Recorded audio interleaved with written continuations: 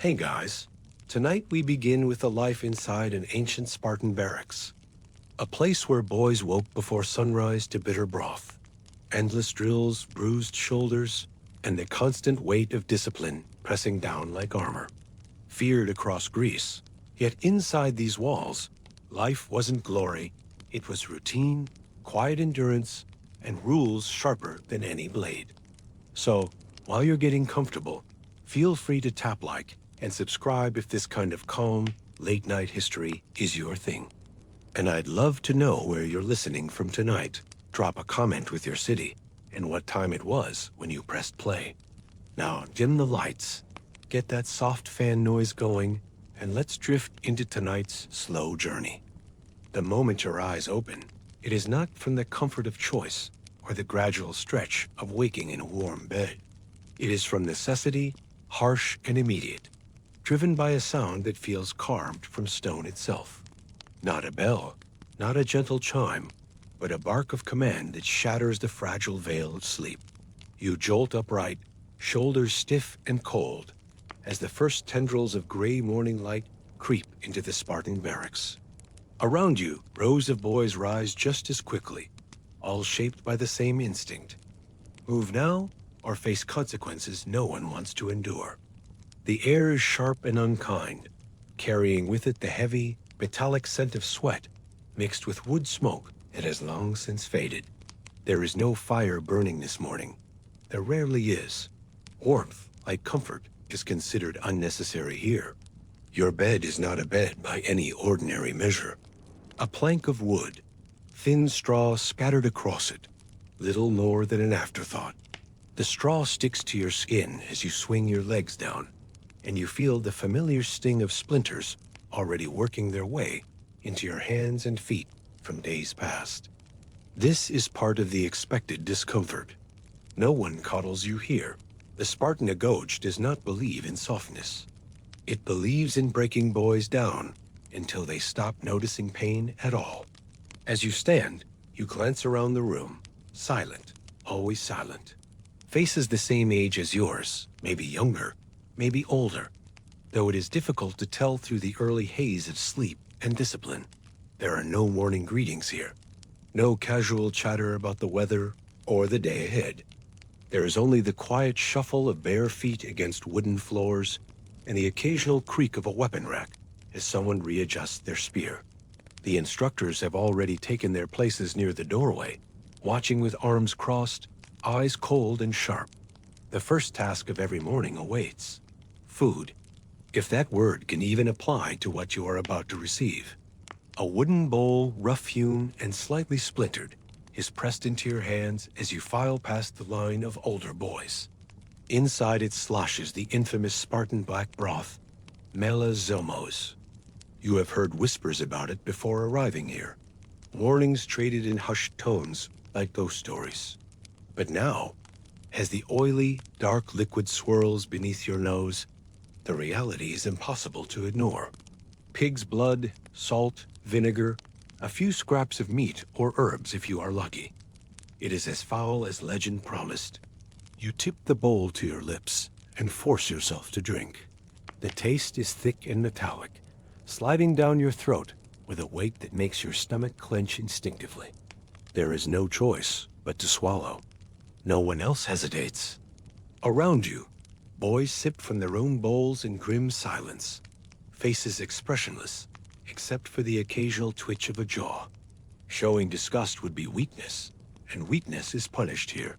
You learn that lesson early. Historians today still debate whether the black broth was truly a daily staple or more of a ceremonial ordeal reserved for new recruits. No one can say for sure, but as the liquid burns its way down into your empty stomach, the question feels irrelevant. It is real enough now. When the bowls are drained, there is no second serving, no lingering over breakfast. The next sound you hear is the tap of a wooden staff against the doorway post, steady, deliberate. It is the signal to move outside, and you follow without hesitation, feet already numb to the cold stone beneath them. Sandals are forbidden. Part of the training involves hardening your soles against the unforgiving ground, making them tough as leather through repetition and exposure. The ground is sharp, studded with small stones and uneven patches of dirt, but you step lightly, keeping your weight balanced, just so to avoid the worst of it. Even now, there is a quiet art to it. The training yard greets you with the same indifferent silence as the barracks. Hard-packed earth stretches out before you, bordered by simple wooden dummies and rows of battered shields stacked against stone walls. There are no decorations, no flags fluttering in the wind. Everything here is stripped down to its bare function. You fall into line automatically, shoulder to shoulder with the others, eyes fixed forward. Then the drills begin. A wooden staff, heavier than it looks, is shoved into your hands by one of the instructors. It is not shaped for comfort or balance, just a blunt tool meant to teach you how to swing with force. You raise it and strike the dummy before you. Again and again. Each hit sends a dull thud into the air, matching the rhythm set by the instructor's voice. There is no shouting here, only steady, cold commands. Your arms begin to burn quickly, muscles straining against the weight and repetition, but you keep going. Slowing down earns punishment. A hard rap across the back or legs with another stick, sharp enough to sting, but not enough to draw blood. The point is not to injure, but to remind. Fall down, get up. Complain, get silence in return, or worse. As the hours stretch forward, the drills blur together. Your mind begins to wander in small, half-formed loops.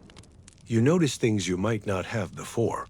The faint scent of olive oil on the instructor's skin, the way dust swirls in the air when someone shifts their stance too hard.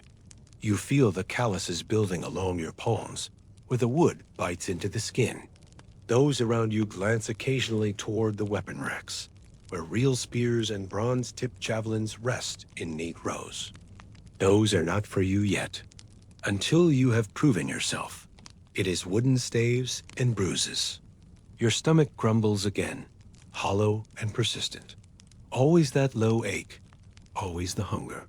Even after the black broth, it never fully fades. You wonder, without meaning to, how the adult warriors handle this constant state of deprivation. Do they get better meals? Was there a secret kitchen somewhere in Sparta, hidden behind polished doors, where real food waited for those who had survived long enough to deserve it? It is the kind of thought that flickers once and then vanishes. There is no room for daydreaming here.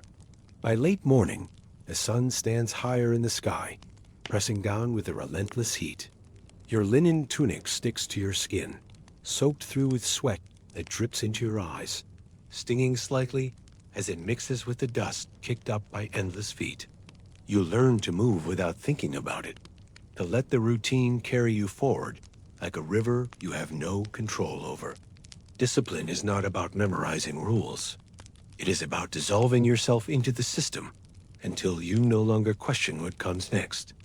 During a rare pause, a moment so brief it barely counts as rest, you look down at your feet again, scratched and raw in places, already darkening into bruises.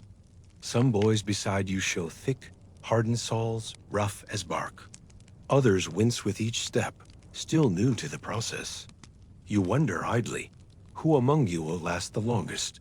There is no pity here. No one stops to check if the boy beside them is hurt or tired. It is not cruelty exactly, just the natural shape of Spartan life.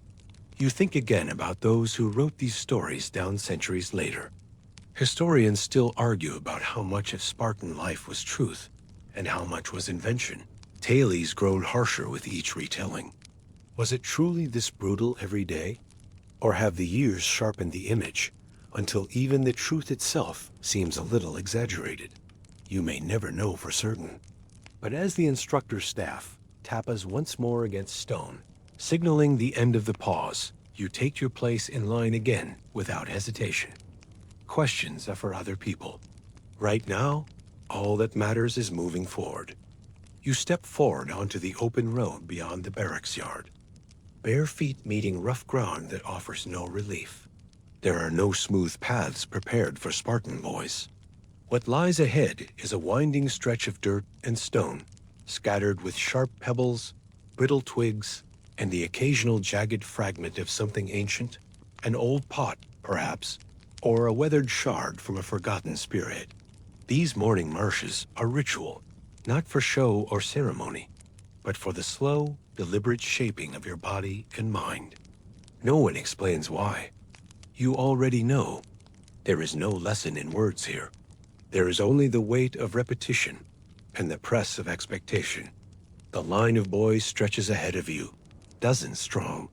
You are all roughly the same size, stripped down to the same rough linen tunic, carrying nothing but your own skin and grit. An instructor walks alongside, holding a long staff casually in one hand, occasionally tapping it against a boy's shoulder or shin. Not hard enough to hurt, just enough to keep everyone moving, keep everyone sharp. His eyes scan your faces, looking for signs of faltering, the smallest limp, the faintest grimace. Any visible discomfort becomes an invitation for correction. With each step, the soles of your feet grind against stones and sun-baked earth. The sting is immediate and constant. There is no time to hesitate, no pause to adjust your footing. You learn quickly how to shift your weight onto the balls of your feet when the ground bites too sharply, or how to step lightly to avoid embedding a sharp stone into your heel. It becomes instinct after a while, this quiet negotiation with the ground beneath you. The longer you march, the less it feels like something you are actively choosing, and more like something inevitable, a natural force, as steady as the rising sun. By the time the sun has climbed higher in the sky, heat radiates from both above and below. The earth itself seems to radiate warmth, the dust baking into the skin of your legs and arms. Sweat beads along your brow, dripping into your eyes in slow, irritating rivulets. You do not wipe it away. That, too, is part of the discipline. Keep your hands where they belong. Keep your gaze forward. Keep moving. The pace is relentless, but not hurried. Spartans do not rush. Rushing suggests panic. Instead, there is a steady, measured rhythm to the march, each boy matching stride with the next, a living chain of silent endurance. As you move, a kind of rhythm takes hold. Your mind drifts in quiet loops. The scratch of linen against your skin, the hollow ache in your calves and thighs, the ever-present sting in your feet. It is all there, yes, but it fades into a background hum, white noise beneath the larger pulse of the march. You find yourself focusing on strange details instead. The shape of shadows cast by the olive trees lining the path, the way a crow circles overhead, its cry echoing faintly in the still air. Here and there, an instructor calls out a name or a sharp command, snapping you back to focus. You correct your posture, straighten your shoulders, and keep going. Occasionally, the group halts, not for rest, but for drills. The instructor gives no warning. One moment you are walking, the next you are standing still, waiting for the order. The command is simple. Drop into a fighting stance. Knees bent, arms raised, invisible spear in hand. You hold the pose as the sun bears down, muscles trembling with the effort of staying perfectly still. Minutes stretch into what feels like hours. Every slight shift of weight, every tremor, risks drawing attention. The instructors walk the line, checking each boy like a sculptor inspecting a half-finished statue. When the order comes, you move again, now into strikes. Imaginary spears thrust forward, feet shifting in a practiced pattern. 1-2, 1-2. Again and again. Dust rises in small clouds beneath bare feet. The instructor calls cadence in a low, steady voice, counting out strikes, each number another link in the chain. There is no stopping until the count is complete. By the time the march resumes, the ache in your shoulders joins the burning in your legs. Sweat stains darken the back of your tunic.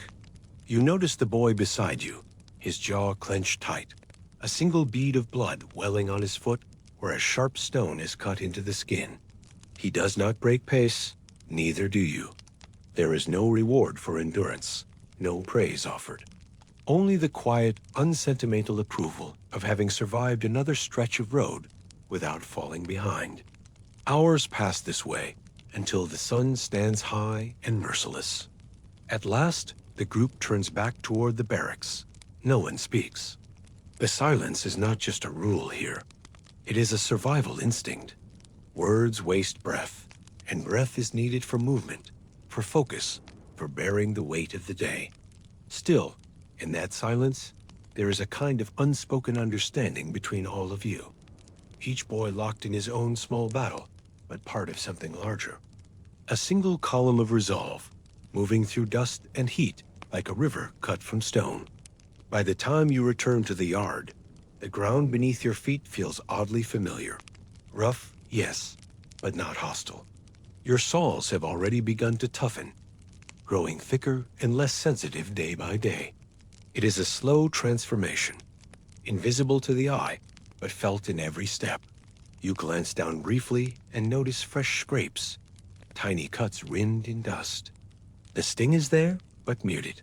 Another layer of skin already forming over the old wounds. You realize, not without a strange kind of grim humor, that this is what passes for progress here. The afternoon drills begin immediately. There is no meal awaiting, no cool shade. Instead, wooden staves are placed back into your hands, and the yard echoes once more with the dull, steady rhythm of strikes against dummies, one after another. You raise your arms even as they protest, muscles trembling from the morning's march. But there is no choice. Complaining would be wasted breath. Stopping would mean punishment. The instructors do not scream or shout. That is not their way. Their presence alone is enough. Watchful, silent, carrying the weight of authority without needing to constantly remind you of it. One carries a switch, a thin length of wood meant for quick, stinging corrections. Another holds a spear, its tip glinting in the sunlight, not for you, but as a silent reminder of what all this is meant to prepare you for. These wooden staves, these endless drills, they are only the beginning. One day, it will be real bronze in your hands, real enemies before you. As the sun begins its slow descent, casting long shadows across the yard, your arms feel as though they no longer belong to you. Each strike is a battle against yourself now, against fatigue, against instinct, against the simple desire to let your arms fall to your sides and stop moving. But you keep going. 1, 2, 1, 2. Again and again. By the time the drills end, dusk is already creeping in at the edges of the sky. The line of boys disperses slowly, some limping, some walking stiffly, all bearing the quiet marks of another day's lessons. You fall into step alongside them, heading back toward the barracks, feet sore, shoulders burning, stomach hollow as a drum. And yet, beneath it all, there is a strange sense of having endured, of having moved 1 inch closer to becoming what Sparta demands. Historians today still wonder exactly how rigid these daily routines were. Some argue that the Agoge was not as relentless as the old tales suggest, while others insist it was even harsher. An unbroken cycle of pain and discipline, stretching from boyhood into manhood. Whatever the truth, as you step back into the dim barracks and collapse onto your rough wooden plank, it hardly matters. For you, the only thing real is the ache in your limbs, and the quiet knowledge that tomorrow, it will all begin again. Night in the Spartan barracks does not bring the peace you might expect after a day spent marching and drilling until your muscles tremble. There is no candlelit meal waiting, no warm stew. Hunger is as constant here as the hard plank beneath your back and the cold air seeping through the cracks in the wooden walls. Even now, as darkness settles and the instructors withdraw to their own quarters, you feel the hollow ache in your stomach pulsing with each slow heartbeat. Black broth in the morning was never enough. The small handful of rough bread rationed sometimes in the afternoon disappears as soon as it's handed over. And now there is nothing. Only the echo of remembered tastes and the gnawing need It refuses to let you sleep. The other boys feel it too. You can see it in the way they shift restlessly on their straw pallets, the occasional quiet grunt or cough breaking the usual silence. Hunger is no stranger here. It is part of the training, deliberate and precise. Spartan elders believe that keeping boys just on the edge of starvation sharpens both their senses and their character. It teaches resourcefulness, self-reliance, the ability to endure without complaint. And it encourages something else as well: theft. Not mindless stealing, not greed. Stealing in the agoge is a test. It is expected that you will try to sneak food whenever the opportunity presents itself, whether from the instructor stores, from nearby markets, or even from wealthier households beyond the barrack walls. But there is an unspoken rule wrapped tightly around this dangerous game. You must not get caught. Success brings no reward, only a full belly and the satisfaction of having outsmarted the system. Failure brings punishment, swift and without mercy. As the barracks settle into the uneasy quiet of late evening, you lie awake, eyes fixed on the wooden ceiling above you, counting the slow flickers of torchlight from the hallway. The ache in your stomach tightens until you know there is no use waiting. If you want to sleep tonight, you will have to risk it. Slowly, carefully, you rise, moving as quietly as you can manage. The wooden floor beneath your feet creaks with the weight of even the smallest step, each sound amplified by the silence surrounding you. But no one stirs. Most of the boys have learned by now to pretend they do not see. Everyone plays the same game. Tonight, it is simply your turn. You slip toward the entrance, heart hammering in your chest like a war drum. The heavy door stands ajar, left open deliberately to let the night air in, but also as an invitation, a challenge. Beyond it, the instructor's supply room waits. Not much stands between you and it. A narrow corridor, a single guarded post, and luck. You know there is salted meat stored there, hard bread too. Enough to quiet the worst of your hunger if you can get your hands on even a small piece. Moving through the corridor feels like wading through water. Every step drags longer than it should, muscles tight with tension. The torch fixed to the wall casts uneven light, shadows flickering against stone and wood, in a dance that seems louder than your footsteps. When you reach the end of the hall, you pause, pressing your back flat against the cold wood.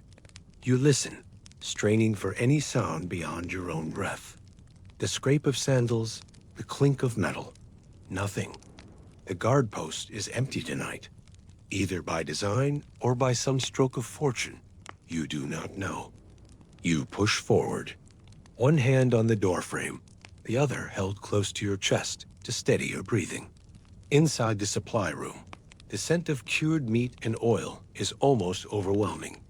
It is a sharp contrast to the emptiness of your stomach, making your pulse quicken, your throat dry. There is no time to waste now. You move to the nearest shelf, fingers skimming along bundles wrapped in cloth, jars sealed with wax. Your hand closes around a small lump of bread, hard as stone but real food all the same. That is when it happens. A voice cuts through the stillness. Low, rough, and unmistakably angry. Stop. You freeze. The bread clutched in your hand feels suddenly enormous, as though its weight alone might betray you. Slowly, you turn, muscles locked in place. One of the instructors stands in the doorway, staff in hand, eyes narrowed to slits. His face is unreadable. No smile, no scowl. Only cold, professional disappointment. You have been caught. There is no running. That is not how this works. To run would only worsen what comes next. So you lower the bread, placing it back on the shelf, and step forward into the hallway, head lowered but shoulders squared. The instructor says nothing more. He gestures once with the staff, and you follow, the silent rhythm of your footsteps, now heavier than any march from earlier in the day. Punishment is immediate. It is never delayed. Delays would soften the lesson. In the training yard, Even in the darkness, other boys gather to watch, not out of cruelty, but because watching is also part of the learning. You kneel on the cold stone floor, hands placed flat on the ground, and the instructor's staff comes down hard against your back. Once, twice. The blows are sharp, not designed to cripple, but to sting deep enough that you will not soon forget. Pain blooms across your skin, like fire racing along dry grass, and yet you make no sound, not even a breath too loud. That is the second rule of punishment. Endure it silently. It is strange, perhaps, how formal the whole process feels. Not angry, not chaotic, but deliberate. A ritual older than memory. You wonder, in some corner of your mind still capable of thought, how many boys before you have knelt on this very stone felt these very strikes. Historians still debate how far Spartan discipline really went. Some accounts speak of beatings so severe they bordered on torture. Others claim the punishments were measured and controlled, never crossing into true brutality. You suspect the truth, like so many things here, lies somewhere in between. When it is over, the instructor gestures for you to rise. You stand, moving stiffly, muscles burning with every shift. There is no lecture, no warning. The punishment itself is the message. You return to your place in the barracks, walking slowly, carefully. No one meets your eyes, but you can feel their silent acknowledgement. You played the game. You lost. Tomorrow, someone else will try. And perhaps they will succeed where you failed. Lying back down on the wooden plank, the ache in your stomach is now joined by the sharper sting in your back. Yet there is no bitterness. This is how things are, how they have always been.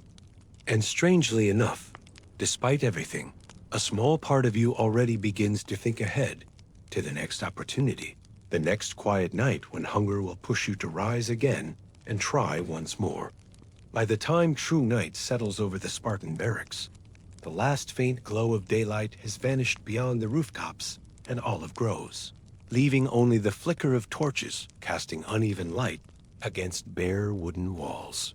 Inside the barracks, it feels darker still, as though the very air has grown heavier, pressing down on everyone's shoulders.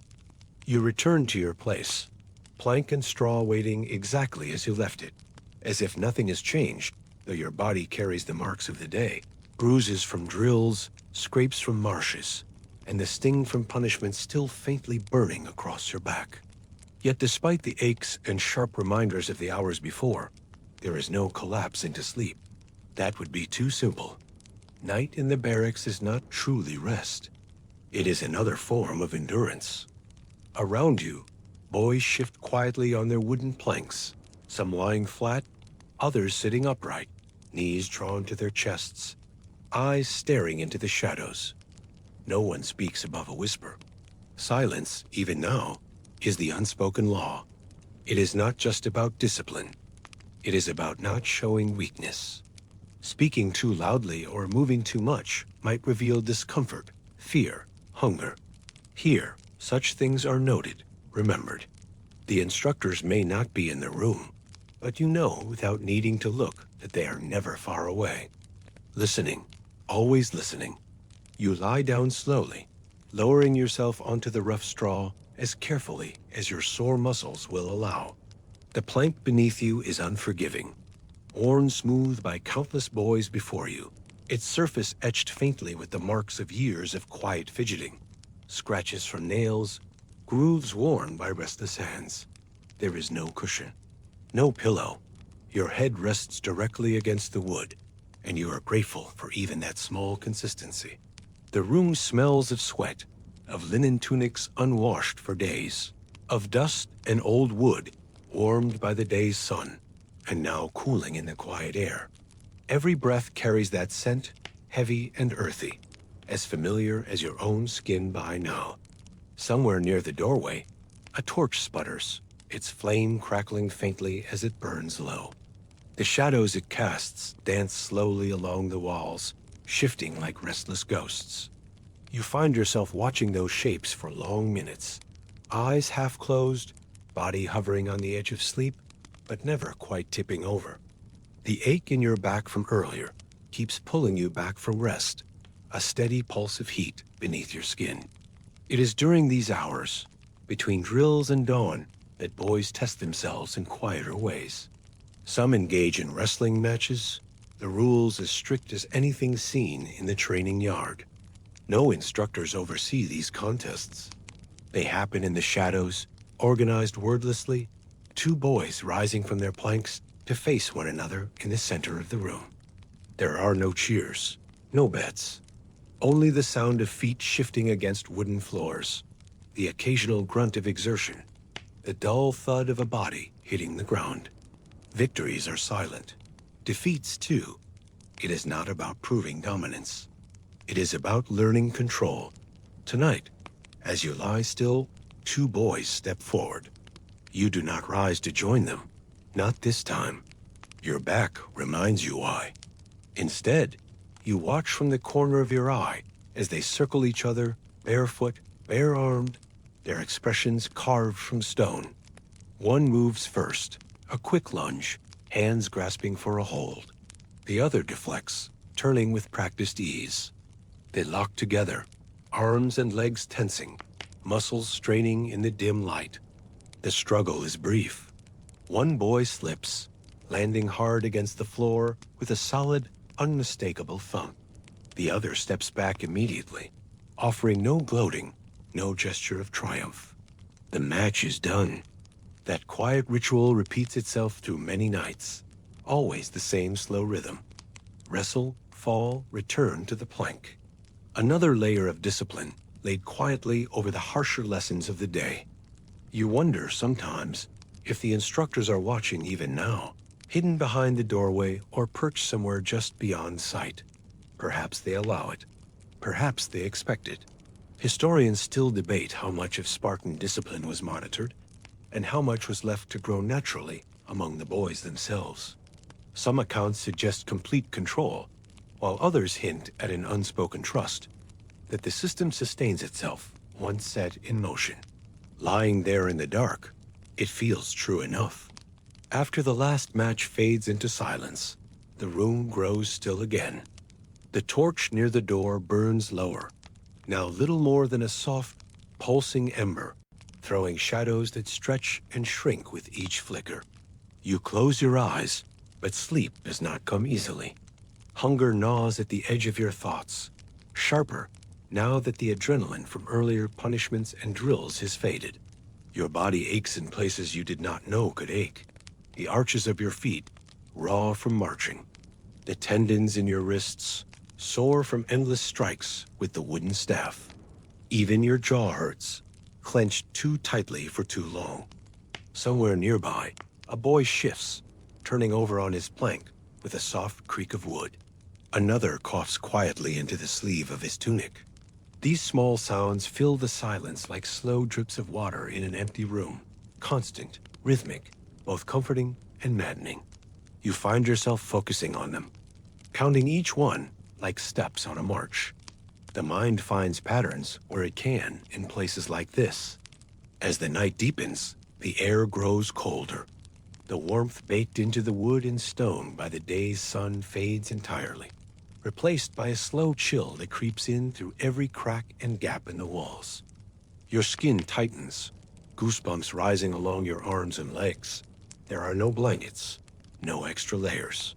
You curl inward slightly, arms tucked against your chest, feet drawn up, making yourself as small as possible to preserve what little warmth remains. It is strange, in these moments, how the barracks can feel both crowded and empty at once. So many bodies around you, yet each boy locked in his own silent world, thinking his own quiet thoughts. Some, perhaps, imagining what it will feel like to finally hold a real spear. Others counting the days until they graduate, if they live that long. And a few, maybe, wondering why they ever agreed to this life at all.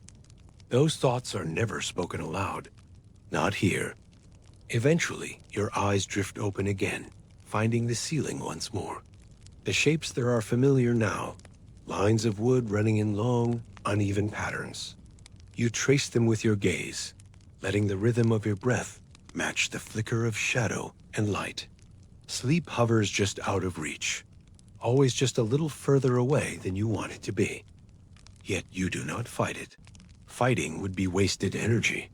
You wait instead, the same way you wait for the next march, the next drill, the next test. This, too, is part of the training. When dawn returns to the Spartan barracks, there is no gentle waking. There are no bells or soft voices to stir you from sleep. It begins instead with the scrape of wood against stone, the sound of an instructor dragging his staff along the floor as he walks the length of the room. One long, slow stroke that sets every boy on edge before his eyes have even opened. You rise before the staff reaches your plank, already half awake from a night spent drifting in and out of uneasy rest. Your body feels heavier this morning, muscles stiff, skin tight from yesterday's drills and punishments, the ache of hunger once again waiting like an old companion. But as you sit up, adjusting the folds of your linen tunic and rising to your feet, there is no complaint, no muttering or groaning. Silence is automatic now, as natural as breathing. It has been drilled into you from the start, shaped over weeks and months, until speaking without reason feels as strange as running barefoot into battle without a spear. Among Spartans, silence is not merely a rule. It is a form of language all its own, a discipline that separates the strong from the weak, the measured from the careless. You join the line of boys forming in the yard, standing shoulder to shoulder once more beneath the pale morning sky. Your feet ache as they touch cold stone. The soles are toughened now, rough like leather from endless marshes. But the sting of chilled air against raw skin never fully fades. You do not show it. No one does. An instructor walks the length of the line, eyes narrowed, staff resting lightly against his shoulder. His gaze lingers here and there, searching for signs of weakness. A trembling lip, a shivering hand, the faintest downward glance. When he speaks, it is with careful, deliberate brevity. A single word, a short command. Forward. Nothing more is needed. Spartan speech, laconic, as the world would later call it, is famously sharp and spare. Historians marvel at it still. How a culture could raise generation after generation to value not just bravery, but also brevity. You live that lesson each morning. Here, saying too much is considered wasteful, weak. Precision is strength. Words must be like arrows, few and accurate, never loosed unless aimed with purpose. Today's training begins with wrestling. Not the quiet, unmonitored contests of the night before, but official drills under the watchful eyes of your instructors. You are paired off without ceremony. One boy in front of you, face familiar but name unspoken. Both of you already bracing yourselves as you square off. The yard's dirt is dry beneath your feet, soft enough to cushion a fall, but hard enough to scrape bare skin. The signal comes, a sharp clap of the instructor's hands.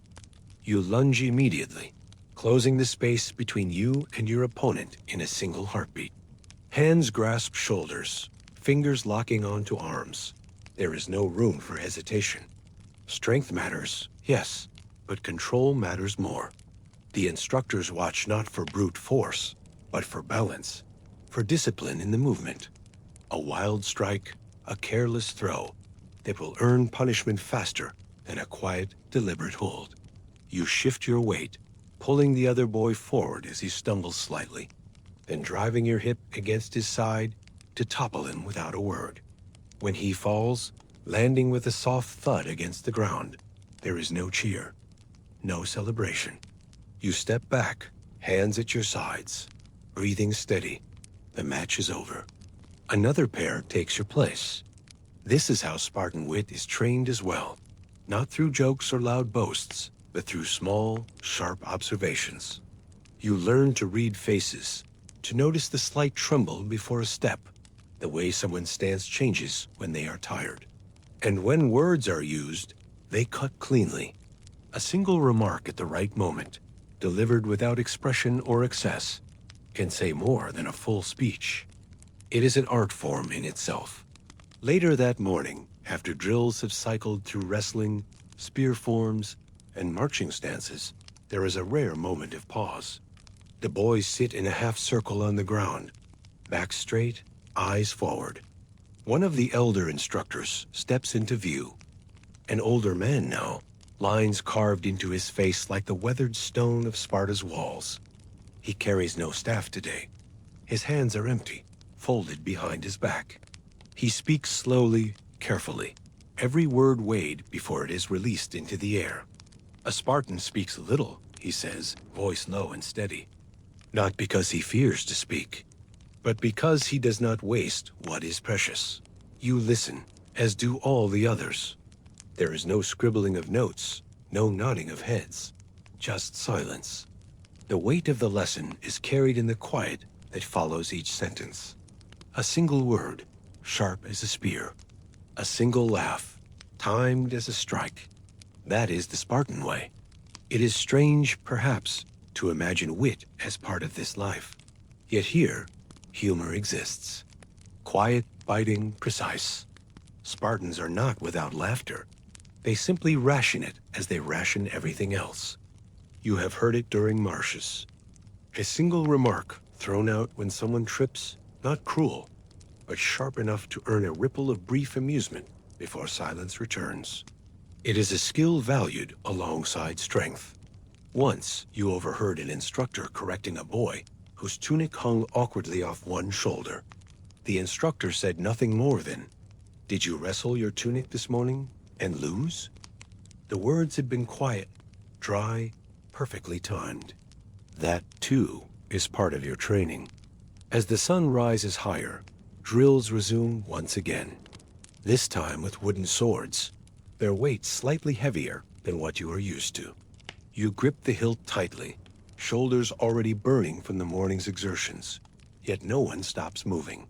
The strikes come in measured bursts. Forward, back, turn, thrust. Each movement deliberate, each breath controlled.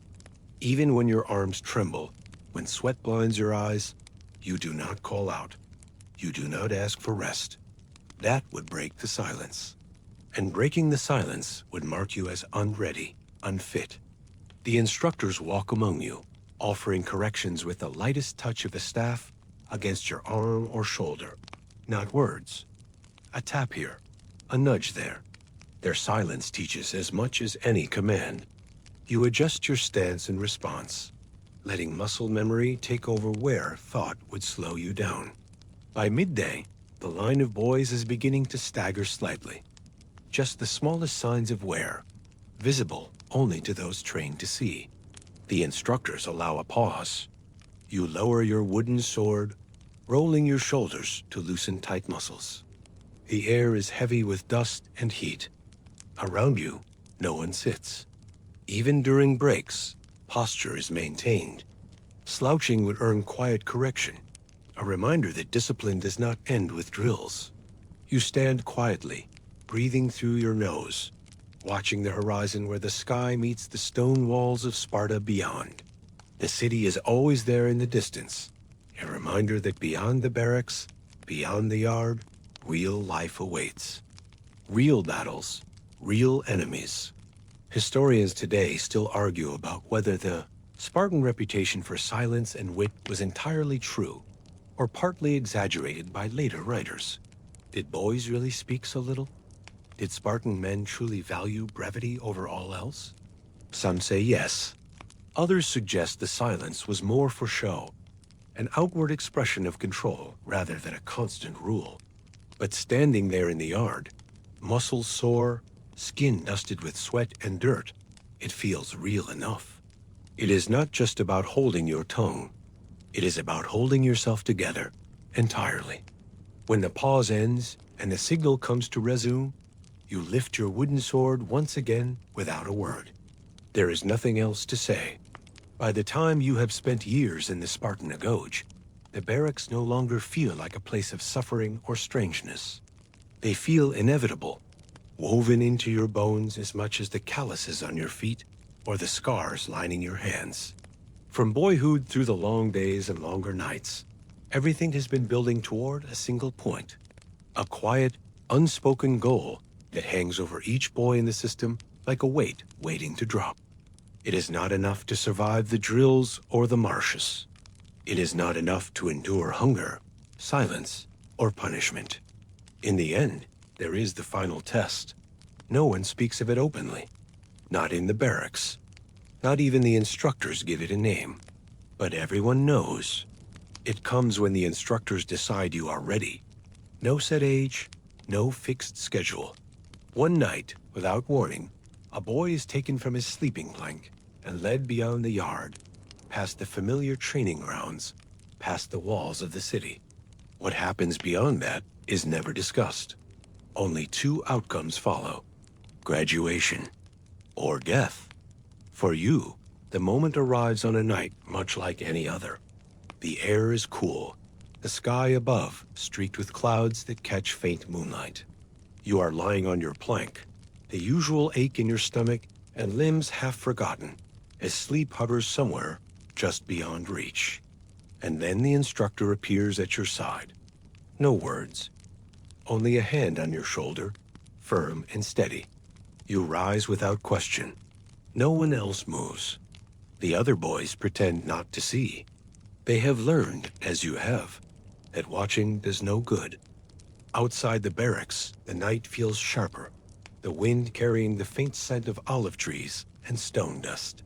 The instructor walks ahead of you, staff tapping lightly against the ground with each step.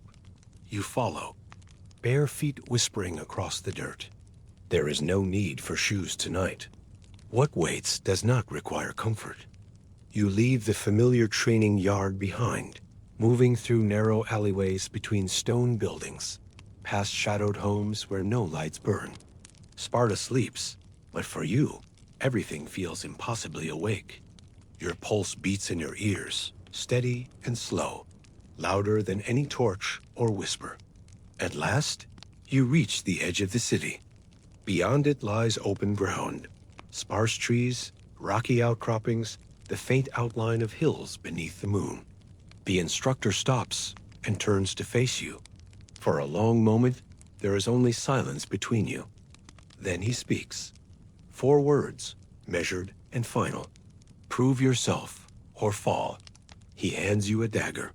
Nothing more. A simple, curved blade, dull in the moonlight, but sharp enough to cut through whatever stands in your path. Your fingers close around the hilt automatically. The leather grip is rough, worn smooth in places from countless boys before you. What exactly happens next is a matter of quiet debate among historians today. Some say the final test was a kind of trial by combat, a lone boy sent into the wilderness to hunt or to face off against an animal, perhaps a wolf, perhaps something more symbolic. Others whisper of something darker. The Cryptia, the secret ritual where Spartan youths were sent to hunt not animals, but helots, the enslaved class of Sparta, testing both skill and cruelty. No one alive today can say for certain where the truth begins and where the legend ends. For you, standing there with the dagger in your hand, there is no time for questions, only forward. You move into the shadows beyond the city wall. The ground beneath your feet is cold and uneven, scattered with stones and roots. The sky above feels impossibly wide, stars scattered across it like specks of silver dust. Each step is deliberate. You have no guide, no clear destination, only the quiet rhythm of your breath and the weight of the blade in your hand. Hours pass in slow, heavy stretches. You do not know how long you walk, how far from the city you travel. At some point, the trees grow thicker. The shadows deepen. You find yourself listening for any sign of movement. The rustle of leaves, the snap of a branch. Everything sharpens. Every sound feels like a warning. Every shadow could be a threat. And then, just as dawn begins to bleed into the sky, pale and faint on the horizon, you return. There is no triumphant march back through the city gates. No crowd waiting to cheer. You find your way back to the barracks on your own, feet bruised and raw, body aching with exhaustion and cold. The instructors are already waiting when you arrive, standing in the yard with arms folded, faces unreadable. They do not ask what happened. They do not take back the dagger. It remains in your hand until you kneel, placing it carefully on the stone before them. That is the signal. You have returned. You have survived. Without a word, the instructor gestures for you to rise. From that moment forward, you are no longer simply a boy in training. You are recognized as a full member of the Spartan warrior class, a hoplite in the making, a citizen soldier prepared for whatever battle may come. There is no ceremony, no feast. Your reward is simple. A place in the line, a shield fitted to your arm, a spear placed in your hand, and the quiet knowledge that you have passed where others might not have, that you have become part of something older and larger than yourself. The barracks remain behind you as you step into the wider world of Sparta's army. You are no longer bound to its walls, but its lessons live beneath your skin now. In the set of your shoulders, in the silence you carry like armor, in the measured words that never come too quickly or without thought. The eclogue is finished, but the true test, life as a Spartan warrior, is just beginning. As the morning light stretches fully across the city, casting long shadows along the stone streets and high walls, another rhythm begins to stir beyond Sparta's borders. Far beyond the city, along the narrow pass of Thermopylae, drums begin to echo, the steady, thunderous beat of an army on the move. The Persian Empire has set its gaze on Greece, and in the days to come, the lessons learned in quiet barracks will meet the test of real battle. Shields will clash, spears will rise, and a stand remembered for centuries will unfold beneath a burning sky. The first thing you notice as you step into the narrow pass at Thermopylae is not the enemy. It is the land itself. The ground beneath your sandals is packed hard, worn smooth by centuries of travelers and traders, long before armies marched here. To one side, a jagged wall of stone rises abruptly, cutting off any thought of escape or retreat. To the other, the sea glimmers faintly in the early morning light, its waves brushing against a rocky shore just beyond reach. There is no wide open plain here, no room for cavalry or wild maneuvers. Only a single narrow corridor where men can stand side by side, shoulder to shoulder, shield to shield. You take your place in the line, bronze shield in your left hand, spear in your right. The weight is familiar now. Heavy, yes, but balanced. Comforting in its own brutal way. Around you stand brothers in arms, Spartan warriors like yourself, each one marked by the same years of training, the same silent discipline learned in the barracks long ago. Their faces are calm. No shouts, no idle chatter. Only the quiet rustle of armor shifting as each man settles into position. Ahead, the Persian army waits. You cannot yet see them, not fully. Their camp stretches beyond the far edge of the pass, hidden by trees and low hills. But you hear them, the low thrum of drums beating in steady rhythm. A sound that feels less like music and more like a heartbeat magnified until it echoes through the stone walls around you. It is not a frantic rhythm. It is patient, confident. There is no need for hurry when your numbers stretch beyond counting. Leonidas stands at the front of the line, his crimson cloak catching the first pale streaks of dawn light as they filter down through the cliffs. His voice carries low and measured, not a speech, not a rallying cry, but a simple instruction. Shields tight, spears forward, no wasted words. No promises of glory or survival, only the task at hand. You grip the rim of your shield a little tighter. The sun is just beginning to rise now, casting long slashes of gold and amber across the stone faces surrounding the pass. The air is cool, still carrying the bite of night, but you feel sweat already gathering beneath your helmet. A thin trickle slides down the back of your neck, slow and deliberate, like everything else here. Historians today still argue over how exactly the Spartans positioned themselves in this place. How many men stood in the first rank? How deep the formation stretched? Some accounts speak of overlapping shields, a living wall of bronze and muscle. Others suggest looser ranks, flexible and shifting. Standing there, the answer feels simple enough. You do what works. You hold the line. You let no one through. As the minutes pass, the tension tightens like a rope drawn too taut. Every sound sharpens. The clink of a spear tip against stone. The quiet exhale of the man beside you. The muffled shuffle of Persian feet beyond the bend in the path. A growing murmur that swells like distant thunder. You cannot yet see them, but they are moving.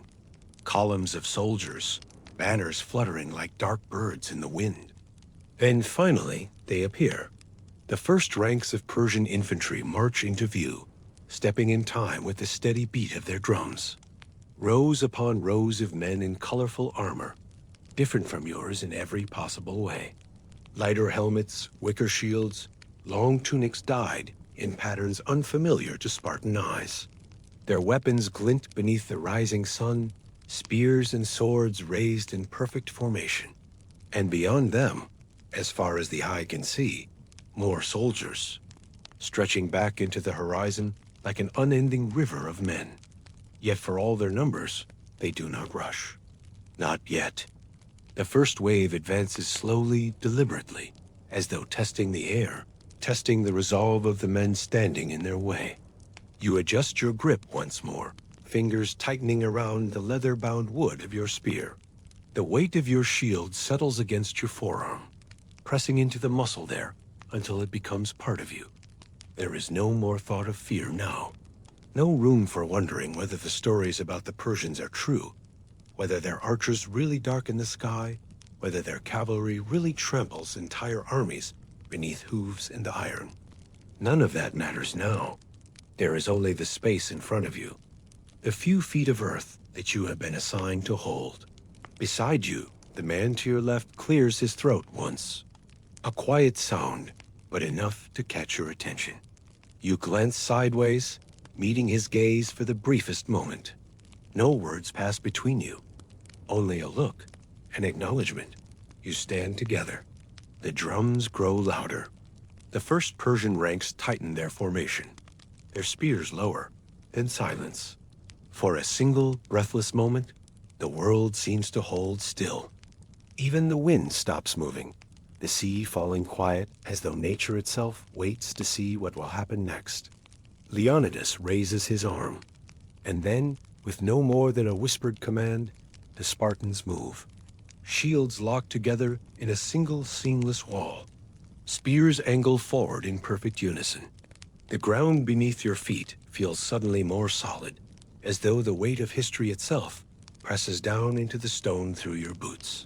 You brace yourself, not just against the enemy, but against the tide of force about to crash against you like waves against rock.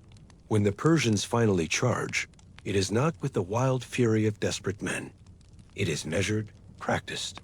Their steps remain in time with the drums, a wall of bronze and wood sweeping forward with terrifying inevitability. But so do you. The first clash is like thunder breaking the sky. Spears meet shields. Wood splinters. Metal grinds against metal. The sound is deafening, a constant roar that fills your ears and drowns out everything else. There is no room to think, no space to breathe. You strike forward with your spear, feeling the point glance off a shield before driving into something softer, armor, flesh. You cannot say. The line surges, steps back, then surges again. Over and over, a living tide locked in place. You feel it in your shoulders, in your knees, in the hollow ache behind your ribs. But you do not fall. You do not waver. That is not the Spartan way.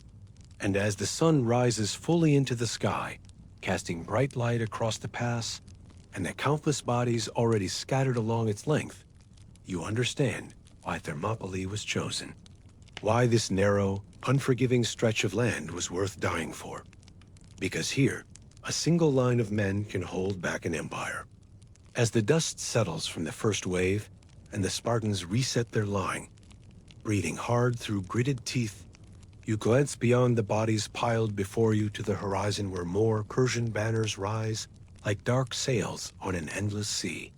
The stand has only just begun.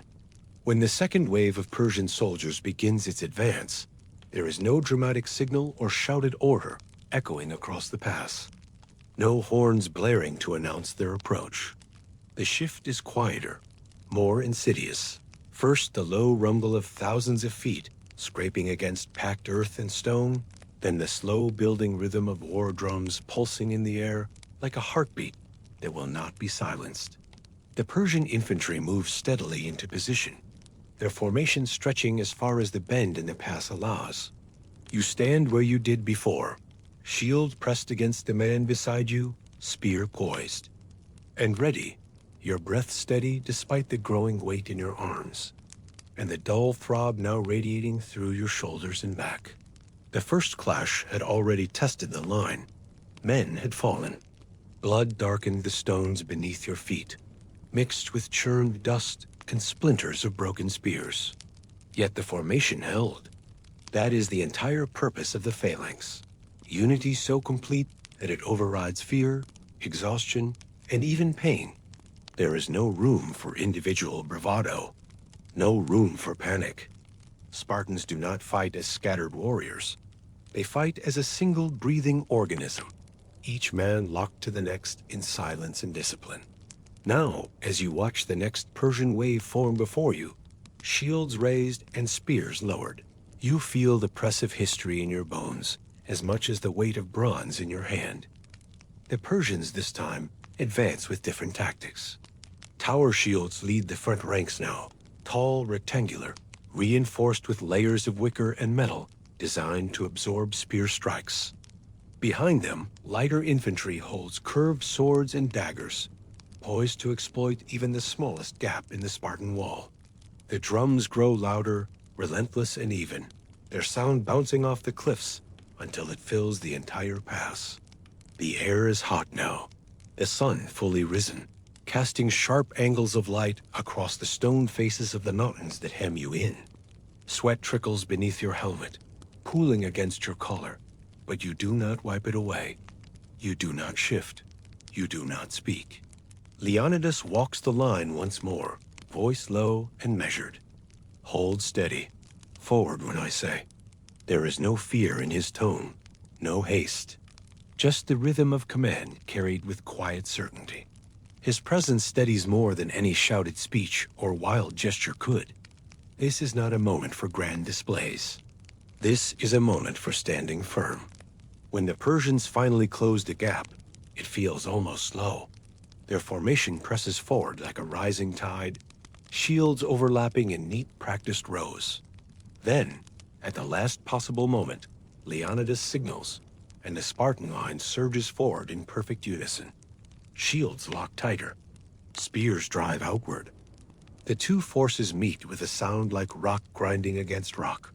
The impact is sudden and absolute. You feel it ripple up your arms, through your legs, into the very center of your chest. Your spear finds its mark almost immediately, striking against a Persian shield rim, sliding downward, and punching through into softer material beneath. It is not the first time today, nor will it be the last.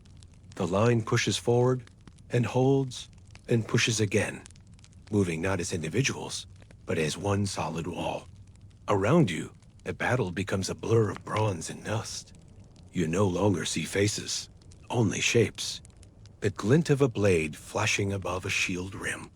The ripple of fabric as a Persian soldier shifts his stance. Your spear breaks near the tip after the third thrust, the shaft splintering beneath your grip, but you adjust without hesitation, shortening your hold, turning the broken weapon into something closer to a dagger. Each movement is automatic. There is no time to think. Only reaction, only rhythm. At some point, the ground beneath your feet changes. What was once dry, hard-packed earth becomes slick with a mixture of sweat, blood, and churned dust. It pulls at your sandals with each step, yet you do not falter. Neither does the man to your left nor the one to your right. The formation flexes as needed, adjusting with tiny shifts to absorb the impact of each fresh charge. It is not constant movement. The line does not waver back and forth like some chaotic brawl. Instead, it breathes. The Spartans hold firm until the pressure becomes too great, then give a single step back together, regaining their footing as one, only to press forward again the next moment. It is a rhythm unlike any other, tension and release, push and hold. Like a tide locked in combat with immovable stone, the Persians press harder now. Their commanders have learned quickly that breaking the Spartan wall requires more than a single wave. Fresh soldiers step over the bodies of those already fallen, driving forward with spears and short blades, seeking out weaknesses. You feel them probing, testing, slipping knives toward the gap beneath your shield rim. But there are no gaps. You adjust, tighten, move with the line. Everything else disappears. The heat, the ache in your arms, the slickness of blood on your hands. There is only the next strike. From time to time, you hear small remarks from those around you. Quiet, laconic comments meant less as conversation and more as acknowledgement. A soldier to your right mutters under his breath when a Persian tower shield splinters beneath his spear. One less plank in the pile. Another, further down the line, comments wryly about the way the Persians march. At least they know how to walk in step. Pity they can't hold a shield worth anything. That is Spartan wit, dry, quiet, precise. No shouts of triumph, no wild boasts. Just words clipped and measured like everything else here. Historians continue to argue whether such comments were as common in real battle as the ancient sources suggest. Some believe the Spartans were silent, even in combat, holding to their training no matter the cost. Others insist these flashes of humor and sharp observation were part of their identity, proof that discipline and individuality could exist side by side. From where you stand, locked in the line beneath a burning sun, it feels true enough.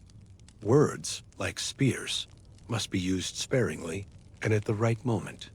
The fighting stretches on until the sun reaches its highest point in the sky, casting short, hard shadows against the pass.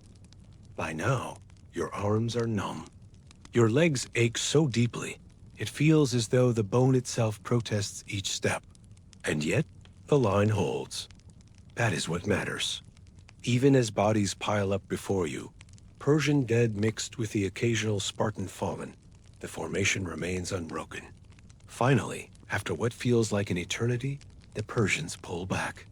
Not in full retreat, but in careful, measured withdrawal. Their drums shift rhythm now, slowing slightly as fresh ranks prepare themselves for the next push. The Spartans do not chase. Chasing would break formation. Instead, shields lower just enough to rest against knees. Spears drop to the ground for a moment's reprieve. No one speaks except in the quiet exchanges between men standing shoulder to shoulder. You glance down at your own hands, now smeared with dirt and dried blood, gripping the broken shaft of your spear so tightly that your knuckles have turned white. The line reforms, breathing slows. Sweat cools on your skin. The silence between waves becomes its own kind of noise, thick and heavy, filled with the weight of everything that has just passed and everything that is still to come. You look down the line, seeing nothing but bronze helmets and crimson cloaks, the shields now bearing fresh dents and scratches from the clash. And then you look forward again, toward the Persian camp, where banners flutter like blackbirds waiting for their next flight. The first clash was over, but the battle had only just begun. By midday, the heat inside the narrow pass becomes as much an adversary as the Persian soldiers waiting beyond the bend. The sun stands almost directly overhead now, casting sharp white light against the rocky cliffs and baking the stone beneath your feet until it radiates a slow, steady burn through the soles of your sandals. The air feels heavier than it did at dawn, wrapped around your neck and shoulders like an invisible weight, thick with the mingled scents of sweat, dust, and iron. The pass, once so stark and clean at first light, is now littered with the detritus of battle. Broken spears, splintered shields, scattered helmets, and the motionless shapes of those who did not survive the morning's first clash. And yet, for the moment, everything is still. The Persians have pulled back again, their ranks retreating beyond the curve of the cliffs to regroup. No horns signal their withdrawal, no banners fall. It is a slow, deliberate ebb in the tide, not a rout. You know from the feel of it, every man in the line knows that this is not the end. This is merely a pause. A breath taken before the next wave crashes forward. You stand with the others, shield lowered slightly now, the rim resting against the side of your leg. Your spear, or what remains of it, hangs loose in your right hand, splintered halfway down the shaft, worn smooth from hours of use. It feels lighter than it did at dawn, though whether that is from the broken length or simply from the numbness in your arms, you cannot quite say. Your shoulders throb with slow, steady pulses of pain, and your knees feel locked in place from holding the same stance for so long. Yet you do not sit. No one does. Even now, the line remains upright, unbroken, as though the formation exists independently of the men who make it up. The instructors back in Sparta would have called this a test within a test, learning how to endure not just the clash itself, but the waiting in between. This is where weak minds falter, not in the heat of battle, but in the silence afterward, when there is nothing to do except stand still and let the ache settle into your bones. Around you, the other Spartans maintain the same quiet discipline. A few adjust their grips on their weapons, shifting the weight from one arm to the other. One man near the center of the line wipes a streak of blood from his cheek, flicking it away without so much as a glance. No one speaks above a murmur.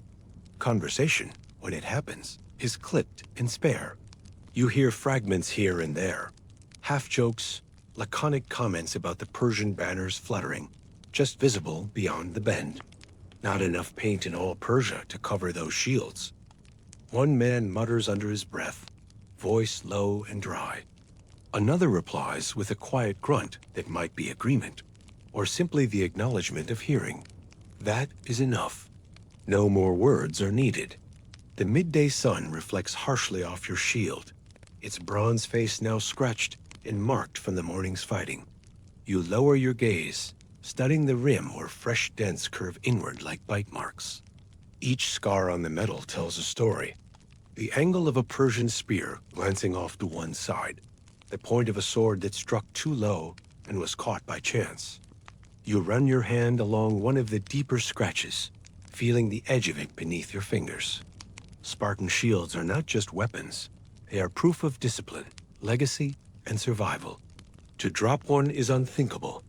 To return home without, it is considered worse than death. Far above, the cliffs stand silent, watching. The narrowness of the pass seems both a blessing and a curse now. It has kept the Persian numbers in check, forcing them to attack in smaller groups, rather than overwhelming the Spartan line all at once. But it also means there is no room to move, no room to fall back or circle around, only forward or stand still. Historians today still wonder how many Spartans truly stood here, shoulder to shoulder beneath this sun, holding this exact ground. Some sources claim 300. Others suggest a mixed force, Spartans alongside allies from other Greek city-states. Standing in the middle of the line, surrounded by identical crimson cloaks and bronze helmets, it feels impossible to say for certain. You know only the weight of the shield beside you, the silent presence of the man to your left and right, each one holding exactly as you hold. Occasionally, a Persian scout peeks around the bend in the cliffs, helmet flashing briefly in the sunlight before vanishing again. Testing the line's resolve, looking for weakness. You feel no fear at these glimpses, only quiet readiness. They can come when they choose. The line will still be here. During the lull, small rituals emerge. You adjust the strap of your shield, tightening the leather binding around your forearm to keep the fit snug. The man beside you does the same. Others check their spear points, running fingers along the bronze tips to feel for chips or bends. These small gestures fill the silence, steady and familiar. You have done the same things in training 1,000 times before. Now they feel sharper, more deliberate. You do not think about food. Hunger, by now, is a memory blurred beneath the immediacy of heat and exhaustion.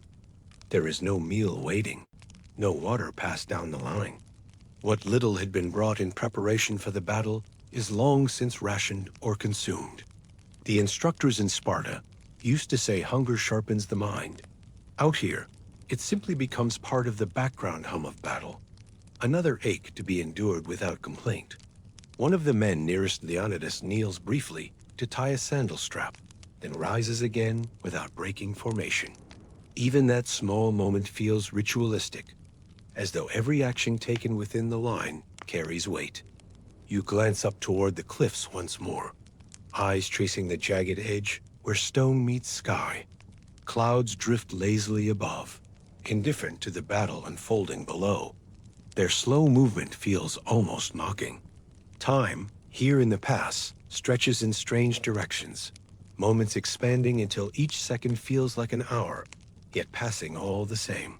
It is during one of these long stretches of silence that a single sparrow flits overhead, wings catching the sunlight as it dives through the air above the line. You watch it without turning your head fully, eyes tracking its path across the narrow strip of sky between the cliffs. Even in the middle of war, life continues in small, quiet ways. Birds fly, clouds drift, sweat gathers beneath armor, and always, always, the line holds. As the sun begins to dip slightly westward, shadows lengthen across the pass once more. The waiting draws to an end. You can feel it before the first drums start again. A subtle shift in the air, a tightening in the men around you. Muscles brace, shields lift higher. Spears are raised once more into position. Then the sound returns, distant at first, then swelling. The slow, deliberate beat of Persian war drums, steady as a pulse. From beyond the bend, the enemy's banners rise once more, fluttering against the bright sky. The quiet moment is over. The next wave begins. The sun has begun its slow descent by the time the rhythm of Persian drums changes. The line of Spartans holds steady as always, but you sense the difference immediately. The sound is deeper now, slower, heavier.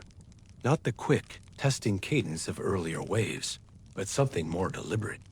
A signal not to probe or harass, but to crush. Leonidas stands at the center as before, his face set beneath his helmet, crimson cloak rippling faintly in the afternoon breeze. His hand gestures once, tightening the line, shields drawing even closer together, the phalanx now more compact. There is no need for words. Every man understands.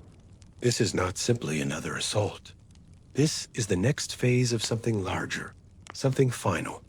The enemy appears in greater numbers now, much greater.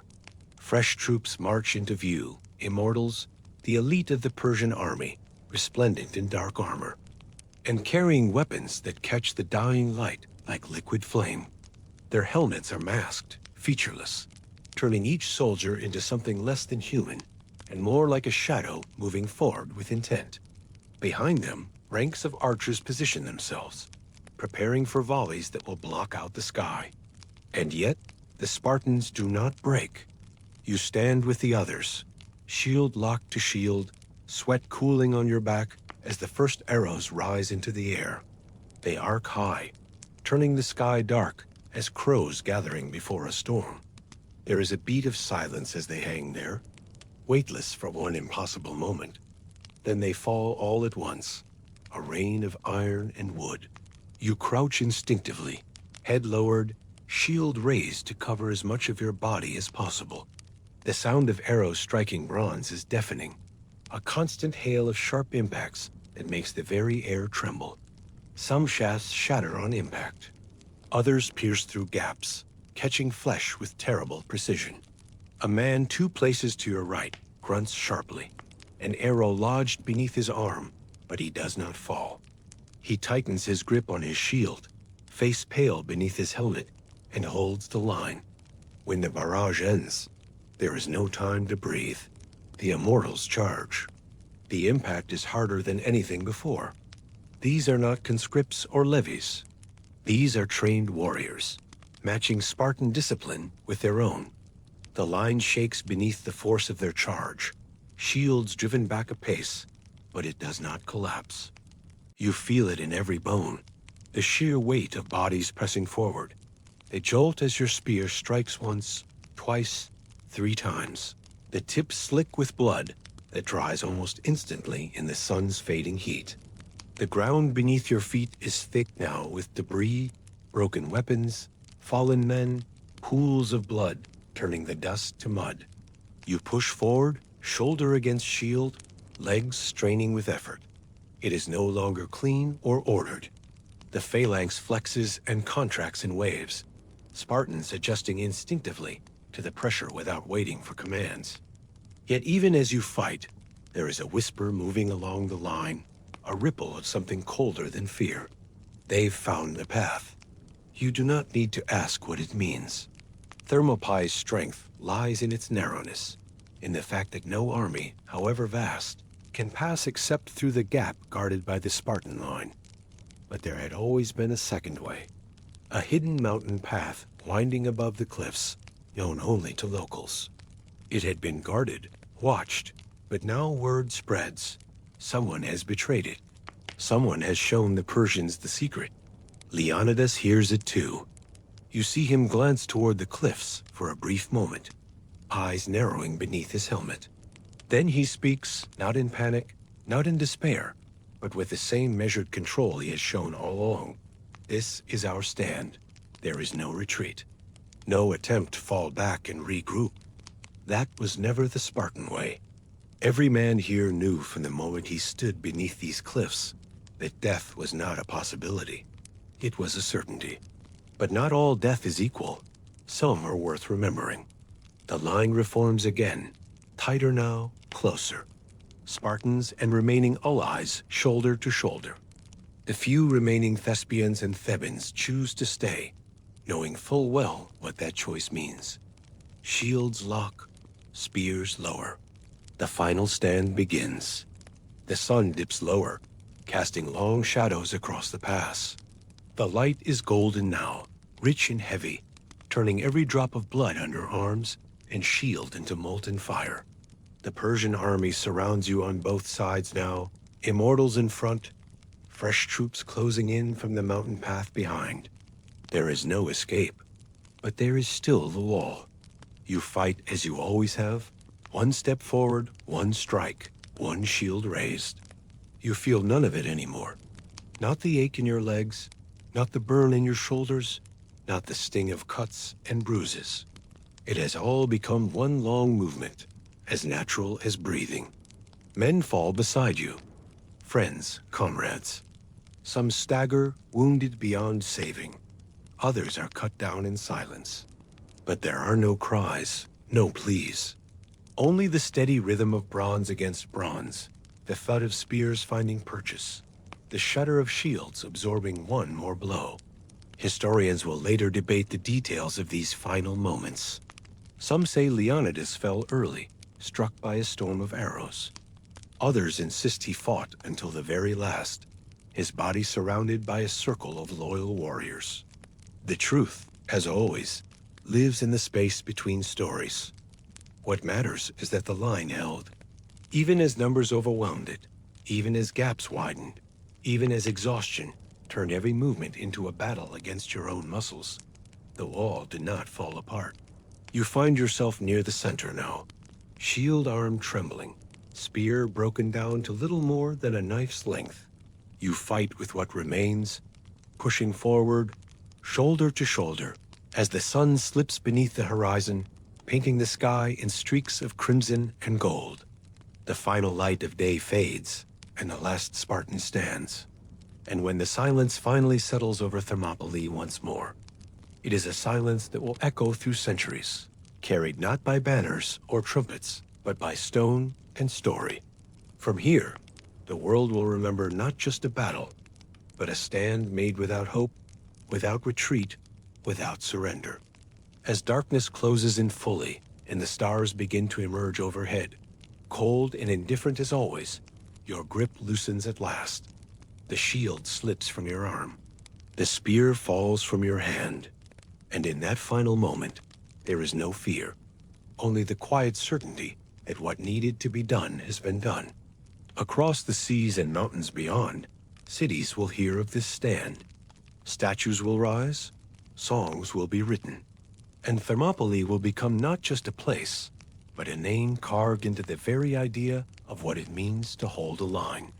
Now, as the final torches burn low along the pass and the Persian army regroups, gathering its dead, the focus of the world shifts.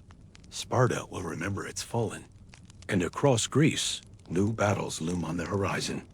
Soon, we turn away from this bloodied ground and look toward what remains, toward what echoes beneath Sparta's own ruins, long after the phalanx has faded into legend. By the time the sun rises again over Thermopylae, the past no longer echoes with the clash of shields or the cry of men. The ground, churned by thousands of feet and stained dark by the lives that ended here, now lies quiet beneath a sky scrubbed pale with the first light of dawn. The Persians hold the field, their banners still fluttering above the cliffs, but there is no celebration in the air, no cheering, no triumph in their voices.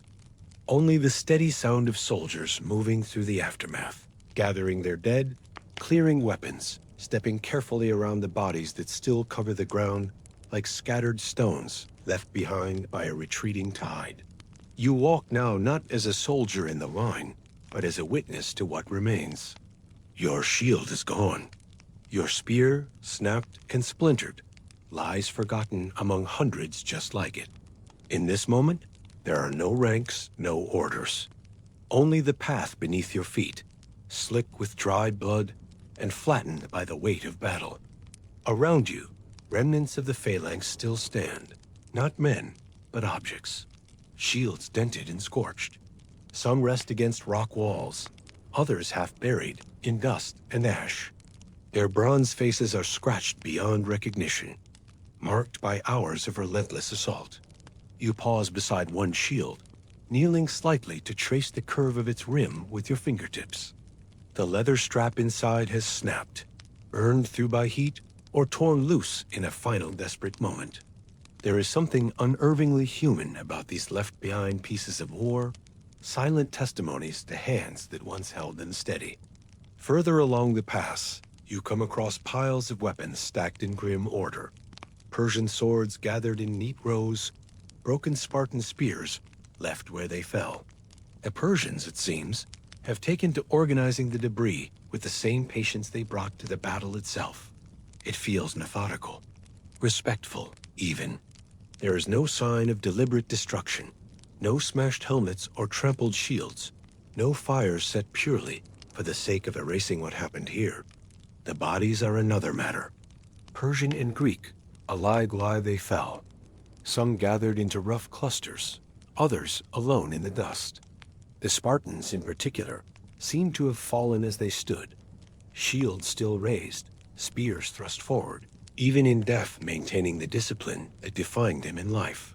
You pass one man leaning against the cliff wall, eyes closed beneath his helmet, his crimson cloak draped over his lap like a final gesture of quiet dignity.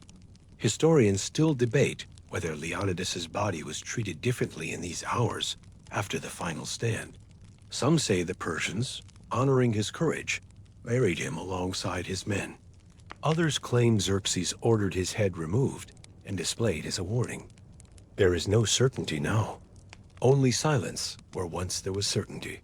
Moving further into the heart of the pass, you come across signs of fire, scorched earth, where piles of discarded equipment have been set alight.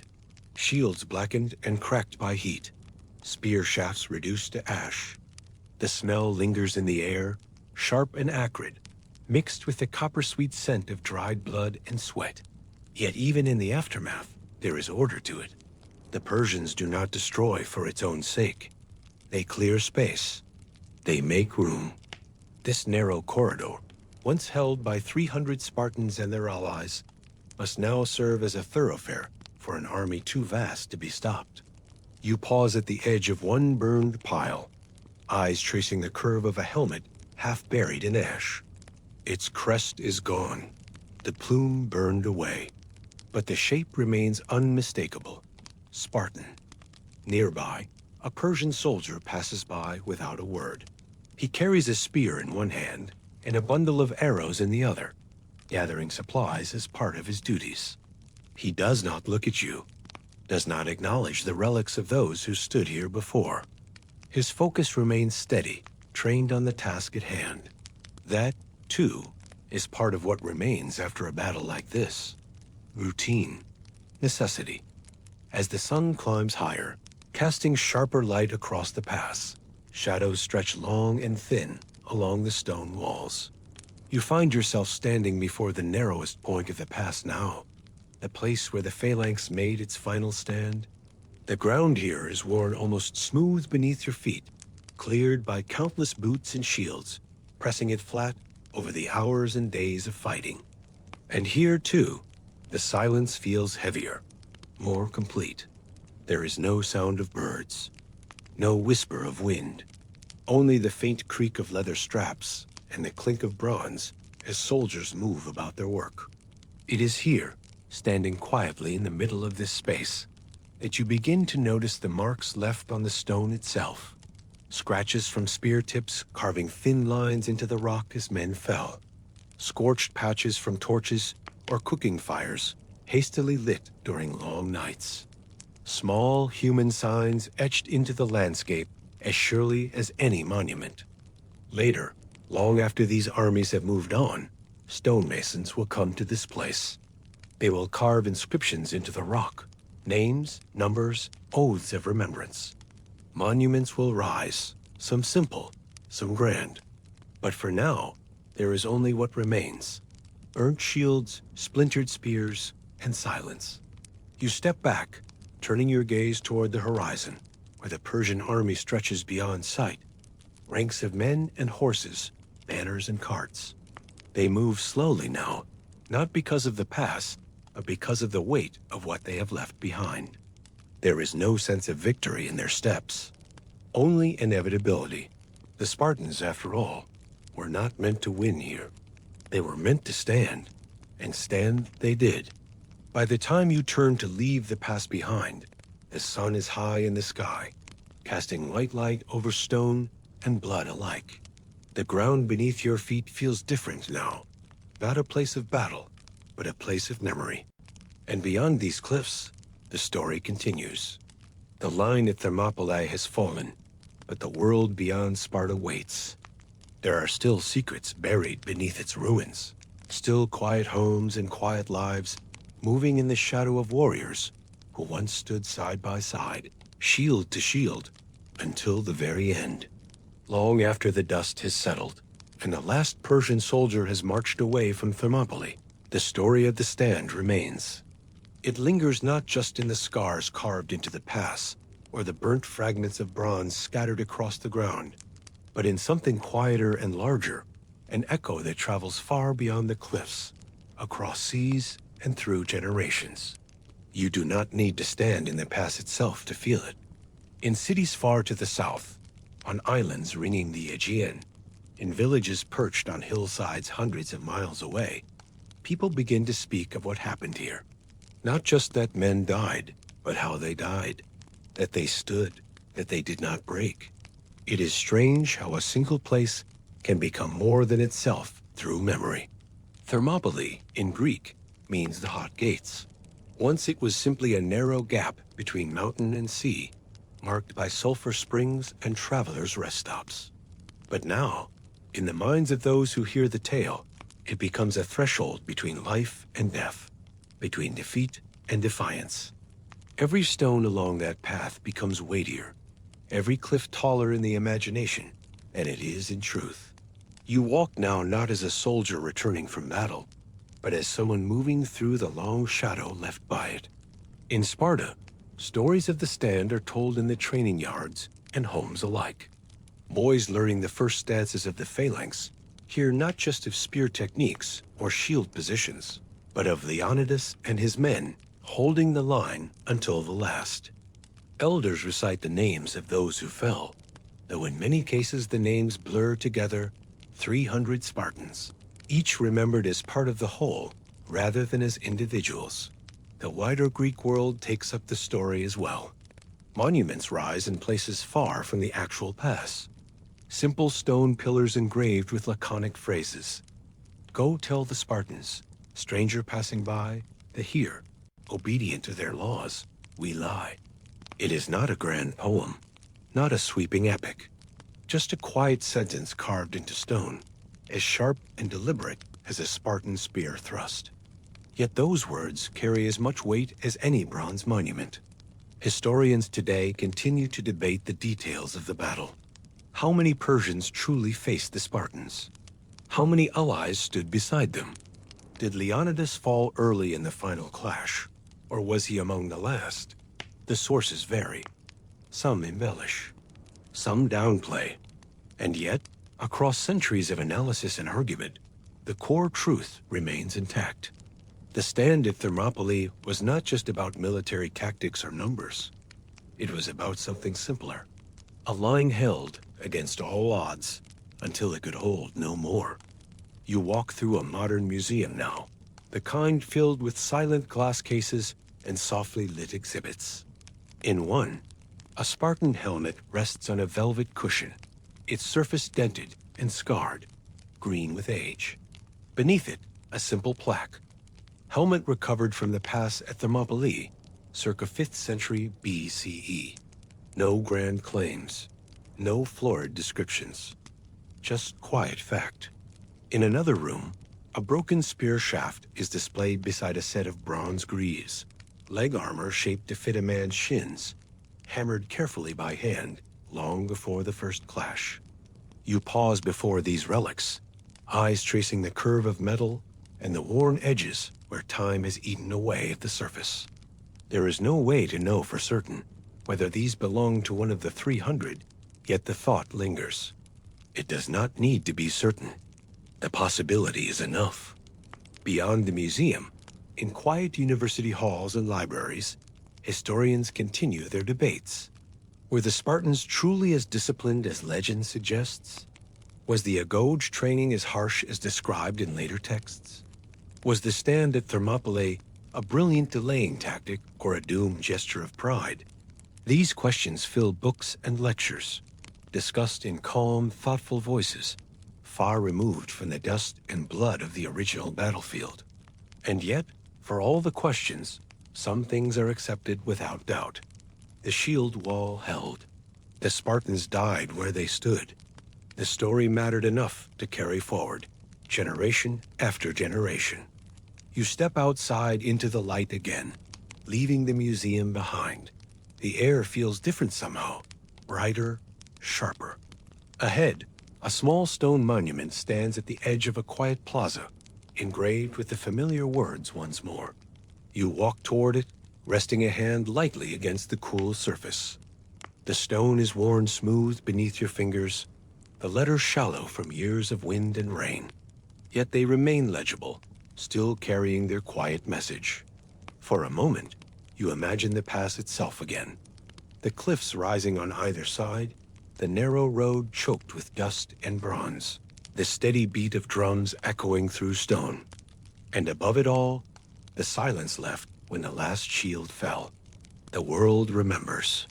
In songs, in monuments, in quiet conversations between strangers walking past ancient ruins. In the way history folds a single event into legend, transforming stone and blood into something larger than either. And now, as the echoes of Thermopylae fade into the distance, our path turns elsewhere, not forward into battle, but back. Back through time once more, back beyond the stories of spear and shield, into something quieter still, far beneath modern Sparta's streets.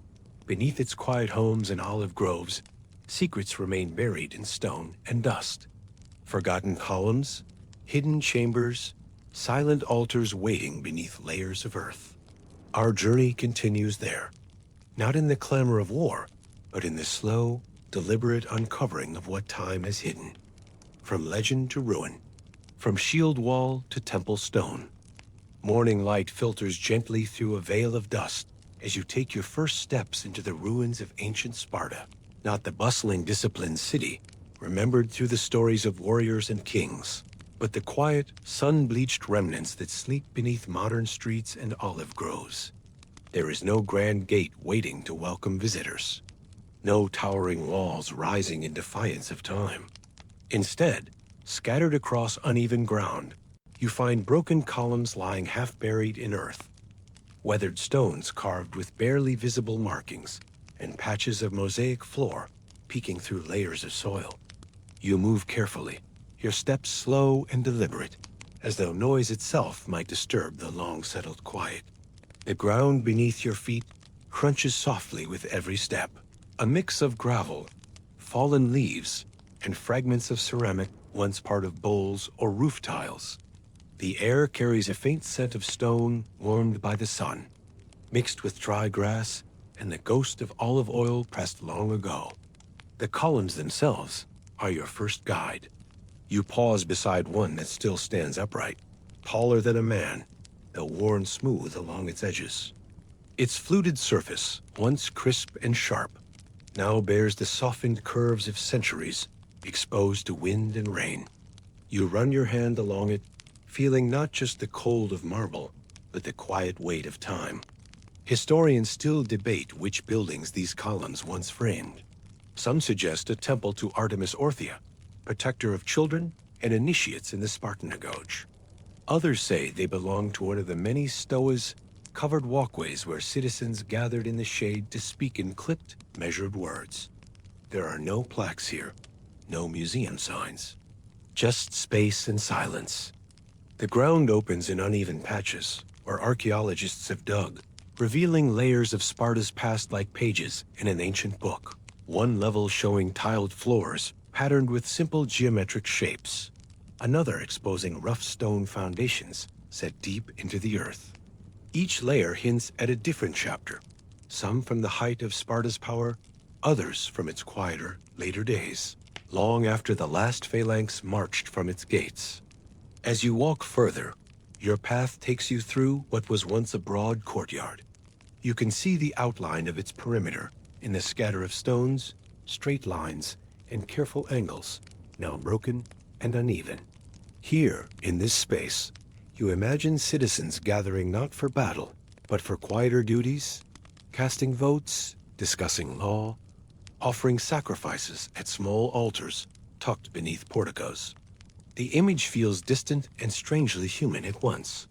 Sparta remembered only as a city of warriors would be incomplete. Life here was as much about order as it was about violence, about discipline shaped into every corner of the city's architecture. Beneath your feet, small patches of mosaic catch the light, white, black, and ochre tiles fitted together in repeating patterns. You kneel to look closer, brushing aside loose dust with the back of your hand. The design is simple, interlocking waves or meanders, shapes meant not to dazzle, but to endure. Spartan aesthetics favored clarity over extravagance. Even in decoration, the focus was on function and permanence. Historians often note how little remains of Sparta compared to cities like Athens or Corinth. No towering Parthenon, no grand marble statues preserved in pristine condition. Yet standing here, amid fallen columns and quiet courtyards, that absence feels deliberate rather than accidental. Spartan life was meant to leave less behind. It valued the living city over the lasting monument. The stone was not shaped for show, but for use. Moving deeper into the ruins, you step through a narrow archway, half collapsed now, its keystone cracked and leaning slightly to one side. Beyond it, a shaded pathway stretches forward, lined on either side by fragments of stone benches. This might once have been a gymnasium or a place for public assemblies. The benches are low, worn smooth by countless hands and footsteps. You pause here, letting the quiet settle around you. There is no sound now, but the whisper of wind moving through tall grass and the faint rustle of olive branches overhead. Even the birds seem to keep their distance. You sit briefly on one of the stone benches, feeling the cool surface beneath you, and imagine what it must have felt like centuries ago. The measured pace of conversation, men wrapped in simple cloaks, exchanging words in the spare, pointed style that made Spartan speech famous. A single word could carry an entire argument here. A brief glance could settle a debate. From where you sit, you can see the faint outline of another building in the distance. A series of columns still standing in partial rows, their tops missing, but their bases firmly planted in the earth. You rise again and make your way toward them, each step a quiet rhythm against the uneven path. When you reach the columns, you notice something else. Small patches of carved lettering along their surfaces, so worn now that you can barely make out individual shapes. Names, perhaps, or dedications. Historians still puzzle over these fragments. Some believe they marked property lines. Others think they were inscriptions naming donors or leaders long since forgotten. You trace one line with your fingers, following the curve of an ancient Greek letter. Its meaning lost, but its presence still here. The sun moves higher overhead as you continue, casting sharper shadows across the ruins. The light makes every crack and chip in the marble stand out more clearly, turning even the smallest pebble into something bright and defined. The air grows warmer, thick with the scent of dry grass and stone baking in the heat. Yet the silence remains. No crowds, no tour groups. Just you and the long, slow echoes of what once stood here. Before leaving the ruins, you pause one last time in the center of the old courtyard, looking around at the fallen columns and scattered stones. There is no grand monument here to mark this as Sparta's heart, no towering statue of a king or general, only the quiet arrangement of space, designed to serve rather than to impress. As you turn to go, your steps leading back along the same worn path through which you entered, you carry that quiet with you. Sparta may not have left marble temples as tall as Athens, but it left something deeper, a shape in the land itself, a discipline carved into stone and memory alike. Beyond this courtyard, deeper beneath layers of earth and dust, hidden agora streets and secret chambers wait. Rooms not meant for public gatherings, but for quieter things, market stalls, hidden shrines, silent altars where unknown hands once lit oil lamps beneath the watchful eyes of forgotten gods.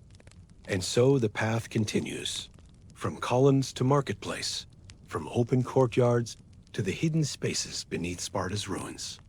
You follow a sun-warmed path, winding downward through broken stones and tufts of dry grass, until the columns and benches of the Spartan courtyard give way to something more enclosed, quieter still. The air changes as you step beneath a low stone archway, cooler and heavier, as though the weight of earth and history presses down from above. Here, beneath the open sky, a hidden agora once stretched, a marketplace sheltered beneath colonnades and lined with small stalls. Now it sleeps under layers of soil and dust, its outlines faint but unmistakable to those who know how to look. Beneath your feet, smooth flagstones peek out from beneath fallen leaves and wind-blown debris. You step lightly, following the faint grid of walkways between what once were rows of shops. The stones are cool underfoot despite the sun overhead, shaded by the remnants of Spartan architecture. Crumbling walls barely waist-high, patches of tiles still clinging stubbornly to rough stone. There are no grand statues here, no towering arches or elaborate fountains. Spartan simplicity guided even their marketplace. Each stall was small, designed for function rather than decoration. You pause beside one now, kneeling slightly to trace the outline of a long-forgotten merchant's table, a slab of stone, weathered smooth at the edges, perhaps once used to weigh grain or lay out olive oil jars. The quiet here is complete. No sound of coins clinking together, no footsteps echoing along the stone. And yet, as you stand, it is easy to imagine what once filled this place. The low murmur of Spartan citizens exchanging words in clipped tones. The soft shuffle of sandals across flagstones. The occasional laugh, brief, dry, measured. Even here, in commerce, there was no room for extravagance.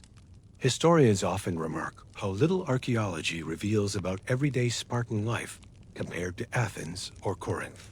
Spartan buildings were stripped down, leaving few flourishes for modern scholars to catalog. But walking through this hidden agora, you sense the pattern of it. The city was not just a barracks. It was a living place, a network of quiet exchanges, small duties performed with the same discipline as training drills. Further along the path, you step into a larger space, perhaps once a gathering point at the center of the agora. The stone floor opens here into a wide square, its edges marked by fallen column bases and bits of cracked pottery half buried in the dirt.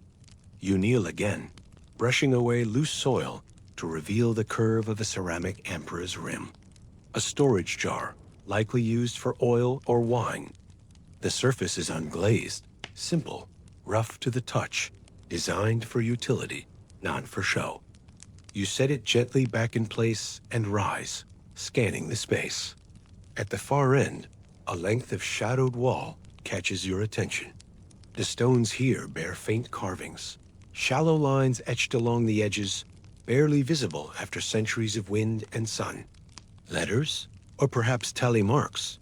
Historians still puzzle over such faint traces, debating whether they marked debts, weights, or the names of traders. No definitive answer remains. The quiet keeps its secrets. As you move along the agora's edge, patches of mosaic emerge beneath your feet again, simpler than those found in the courtyard, patterned in black and white geometric lines rather than figures or animals.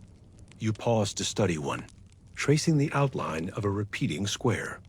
Each tile is worn down, corners rounded by time. These were not designed to dazzle. They were designed to last. And they have.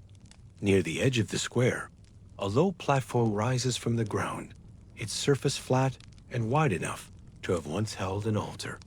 Small, square indentations carved into its top hint at supports for offerings or statues, now long gone. You rest your hand lightly against it, feeling the cool weight of stone beneath your fingertips. There is a quiet question that hangs in places like this. Who walked here last, before silence took over? Was it a merchant gathering up his wares before leaving the city? A mother bringing her child to market for the first time? A Spartan elder pausing in the shade to watch the flow of trade? There are no names carved to answer. No records left tucked beneath the stones. Only these silent spaces, marked by time and memory. As you stand at the center of the agora once more, imagining the slow pulse of life that once filled this now forgotten market, the sun shifts again, casting long shadows across the stones. The air feels heavier, cooler now despite the bright sky, perhaps from the narrow alleyways leading off to the sides where deeper chambers and storage rooms once opened. These were not grand vaults, just small, functional spaces where goods were stored or counted. You step into one of these side rooms, ducking slightly beneath a half-collapsed lintel. Inside, the walls press close. The floor is packed dirt, with faint outlines where amphorae once rested in rows along the sides. The scent here is different, earthier, as though the stones themselves still carry the memory of olive oil, dried figs, and salted meat stored against Spartan winters. You stand still, letting the quiet wrap around you. This is what remains of Spartan commerce. Not bustling markets filled with shouting traders, but disciplined, orderly spaces designed to keep the city running with as much efficiency as its army. Every stone speaks to that same sense of measured purpose. Even trade was part of the discipline. Even wealth in Sparta was counted not in gold or silver, but in the strength of its citizens. As you step back out into the open light, the sun now well past its peak, you pause once more at the edge of the agora, looking back across the square and the scattered stones. The marketplace has vanished in most eyes, covered by centuries of dust and silence. But here, beneath your feet, its outlines still speak. And beyond this quiet agora, more hidden spaces wait to be found. Temples and altars, chambers carved deep into stone where the line between public life and sacred duty blurs. The path continues forward, from marketplace to mystery, from goods counted in silence to rituals whispered in shadows. You leave the quiet, dust-swept paths of the agora behind, stepping once more into the sunlight where broken columns cast sharp-edged shadows across pale stone. The ground rises slightly as you walk, climbing a slope where the remnants of walls and foundations cluster closer together.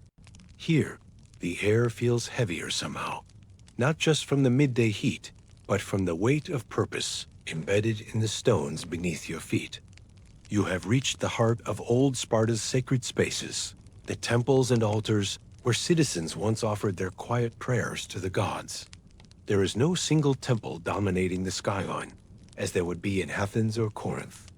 Sparta's sanctuaries were built with the same sense of restraint as the rest of the city, spare, functional, enduring rather than grand. You pause before the first structure you encounter, marked by a line of shattered columns still standing in uneven rows. Their tops have long since crumbled away, leaving jagged edges where carved capitals once rested. Yet even in ruin, their placement suggests careful order, a rectangular footprint proportioned with quiet precision. Historians suggest this might once have been a temple dedicated to Artemis Orthia, the patron of Spartan youth and protector of initiates in the Agoge. You step closer, eyes tracing the foundation stones, worn smooth by centuries of rain and wind. Low platforms rise from the earth, shaped to hold statues, now long lost to time. You imagine them standing here once, simple figures carved in bronze or stone, less ornate than the grand marble statues of other cities, yet imbued with their own stark, powerful presence. Beneath your feet, the ground is scattered with smaller fragments, chips of marble bearing faint carvings, bits of tile from long collapsed roofs. You kneel beside one piece, brushing aside dust with your hand. The edge is curved, shaped into a pattern just visible beneath layers of dirt, a wave or a spiral, perhaps part of a border that once lined the temple walls. These are the quiet details that historians chase, not grand columns standing tall, but the fragments hidden in plain sight, each piece whispering a little more of Sparta's story. Further up the slope, another structure waits. This one is lower, half buried beneath dry grass and patches of wild thyme that scent the air as you pass. The stones here are darker, cut from rougher material, perhaps basalt or volcanic rock rather than pale marble. Their arrangement forms a small, square enclosure with a single flat slab rising at its center. You step carefully into the space, feeling the air shift once more. The ground here is cooler, shadowed by a line of tall cypress trees standing like sentinels at the edge of the ruin. At the center of the enclosure, you pause before the slab. An altar. Its surface bears deep grooves worn into the stone, marks that do not appear natural. You trace one with your fingertip, following the shallow channel as it curves along the edge. Historians believe these grooves serve to collect the offerings poured out during ritual, libations of oil, wine, or blood from animal sacrifice. The stone surface feels cold and smooth beneath your hand, worn down by centuries of such ceremonies. And yet, no name marks this altar, no inscription, no plaque identifying the god to whom it was dedicated. Was it Artemis? Apollo? A local river deity known only to Sparta's citizens? No one can say for certain. The silence of this place keeps its secrets close. You step back, letting your gaze drift across the surrounding stones. Here and there, smaller fragments lie half buried in the grass, bases where votive statues once stood, sockets carved into stone where bronze fixtures would have held torches or ceremonial banners. One particularly worn piece catches your eye, a length of column barely a meter tall, marked with faint scratches that may once have been letters. You kneel beside it again, squinting in the sharp light. The shapes are difficult to make out, blurred by centuries of wind and rain, but they form a familiar rhythm. Curved lines, sharp angles, perhaps a name or a dedication. Historians still debate what these fragmentary inscriptions meant. Some argue they recorded offerings made by citizens. Others believe they marked the boundaries of sacred spaces, warnings not to trespass without due reverence. The lack of clarity is part of what draws people here even now. Not just to see what is left, but to wonder about what has vanished. Rising once more, you step out of the enclosure and follow a narrow path winding between rows of broken stones. The scent of time follows you, mingling with the dry, sun-warmed air. The path leads to yet another platform, larger this time, its edges marked by the faint remains of carved lions, stone heads worn down until only the suggestion of a mane remains. This altar sits higher than the last, its surface cracked but still intact. You stand before it, resting your hand lightly on the warm stone, and think about what it must have felt like to gather here centuries ago.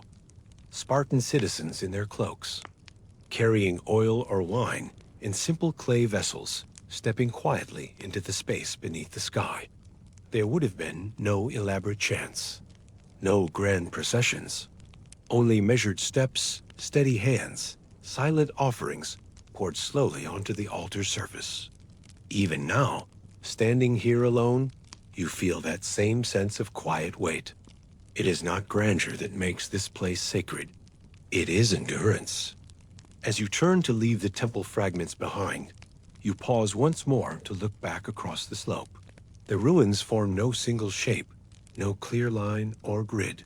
They scatter like broken thoughts, as if the city had unfolded gradually, rather than according to some master plan. And yet, there is order in it. A Spartan kind of order, quiet, deliberate, built to last in form, if not in scale. From here, the path leads downward once more, toward lower ground where even quieter spaces wait. Underground chambers and hidden tunnels carved beneath Sparta's surface. Places where public ritual gave way to private preparation, where storage rooms and secret paths once crisscrossed beneath the city's feet. You step forward, leaving the sunlight behind, the path now drawing you toward those deeper shadows. You follow a narrow stone path sloping gently downward from the sunlit temple ruins, moving away from columns and altars now silhouetted against the sky. The air cools with each step, the light fading as the trail draws you toward a lower, quieter part of ancient Sparta, one where fewer visitors tread, where archaeologists still puzzle over what lies hidden beneath layers of earth and stone. You reach the mouth of a low entrance carved into the hillside. It is not marked by grand arches or elaborate doors.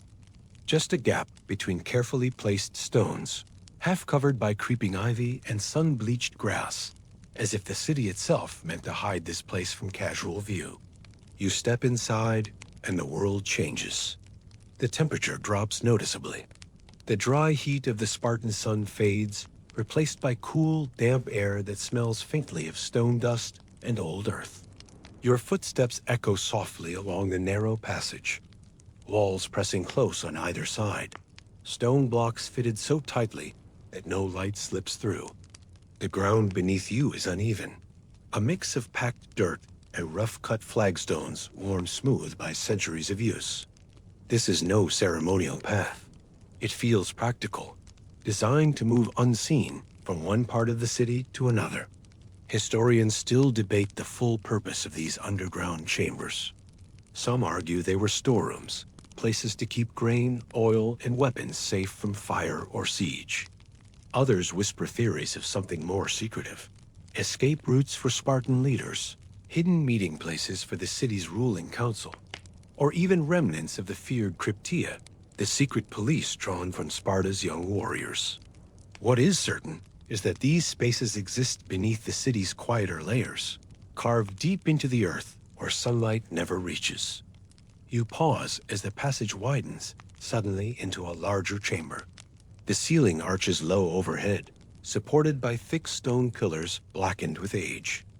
Along the walls, Niches have been carved, small alcoves, each just large enough to hold an amphora or a bronze urn. Some of these niches are still occupied. You step closer, brushing your hand along the rough surface of one jug left in place, its sides etched with faint lines that may once have marked measurements. Olive oil, wine, water, no one knows. The vessels are too plain to offer clues.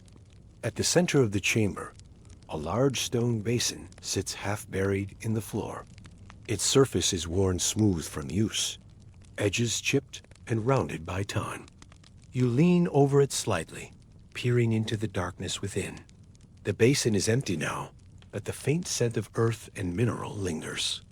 Some believe basins like these were used for ritual purification, washing before ceremonies, or perhaps even for preparing sacrifices in more private rites away from the public altars above. You move onward, the passage narrowing again as it slopes further into the earth. The floor here turns slick with condensation, patches of moss clinging to the lower stones. The air feels heavier now, each breath cool and damp against your skin. You run your hand lightly along the wall for balance, feeling the rough edge of tool marks left behind by the masons who cut these chambers so long ago. There is no smooth polish here, no attempt at decoration, only raw, functional carving. Ahead, the tunnel splits, two paths leading in opposite directions. You choose the left, drawn by the faint scent of fresh air drifting through the darkness. The tunnel opens once more, this time into a long, narrow hall with a row of small doorways cut into the stone along one side. Each doorway leads into a separate cell-like room, just large enough to stand or sit within. You step into one and pause, eyes adjusting to the deeper shadow. There are no windows, no markings, nothing to indicate purpose. Historians are divided about chambers like these. Some suggest they served as holding cells, temporary prisons, or secure storerooms. Others argue they were meditation spaces, places for Spartan initiates to endure tests of endurance and isolation as part of their training. No single theory holds more weight than the others. The silence of the space refuses to answer. You step back out into the hall, following it to its end, where a final doorway opens into a hidden courtyard, barely large enough to turn around in.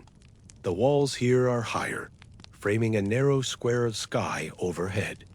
Light filters down in soft shafts, illuminating patches of moss-covered stone and clusters of dry grass, growing in the cracks between paving stones. You pause there, standing in the center of this quiet, forgotten place, and feel the weight of both the stone and the air around you. It's easy to imagine Spartan leaders standing here once, meeting in silence beneath the open sky, while the rest of the city remained unaware. Perhaps this was a place for judgment, for quiet decisions made without spectacle. Or perhaps it was simply a utility courtyard, forgotten even in its own time. The truth is lost, locked beneath layers of silence as thick as the stone walls surrounding you now.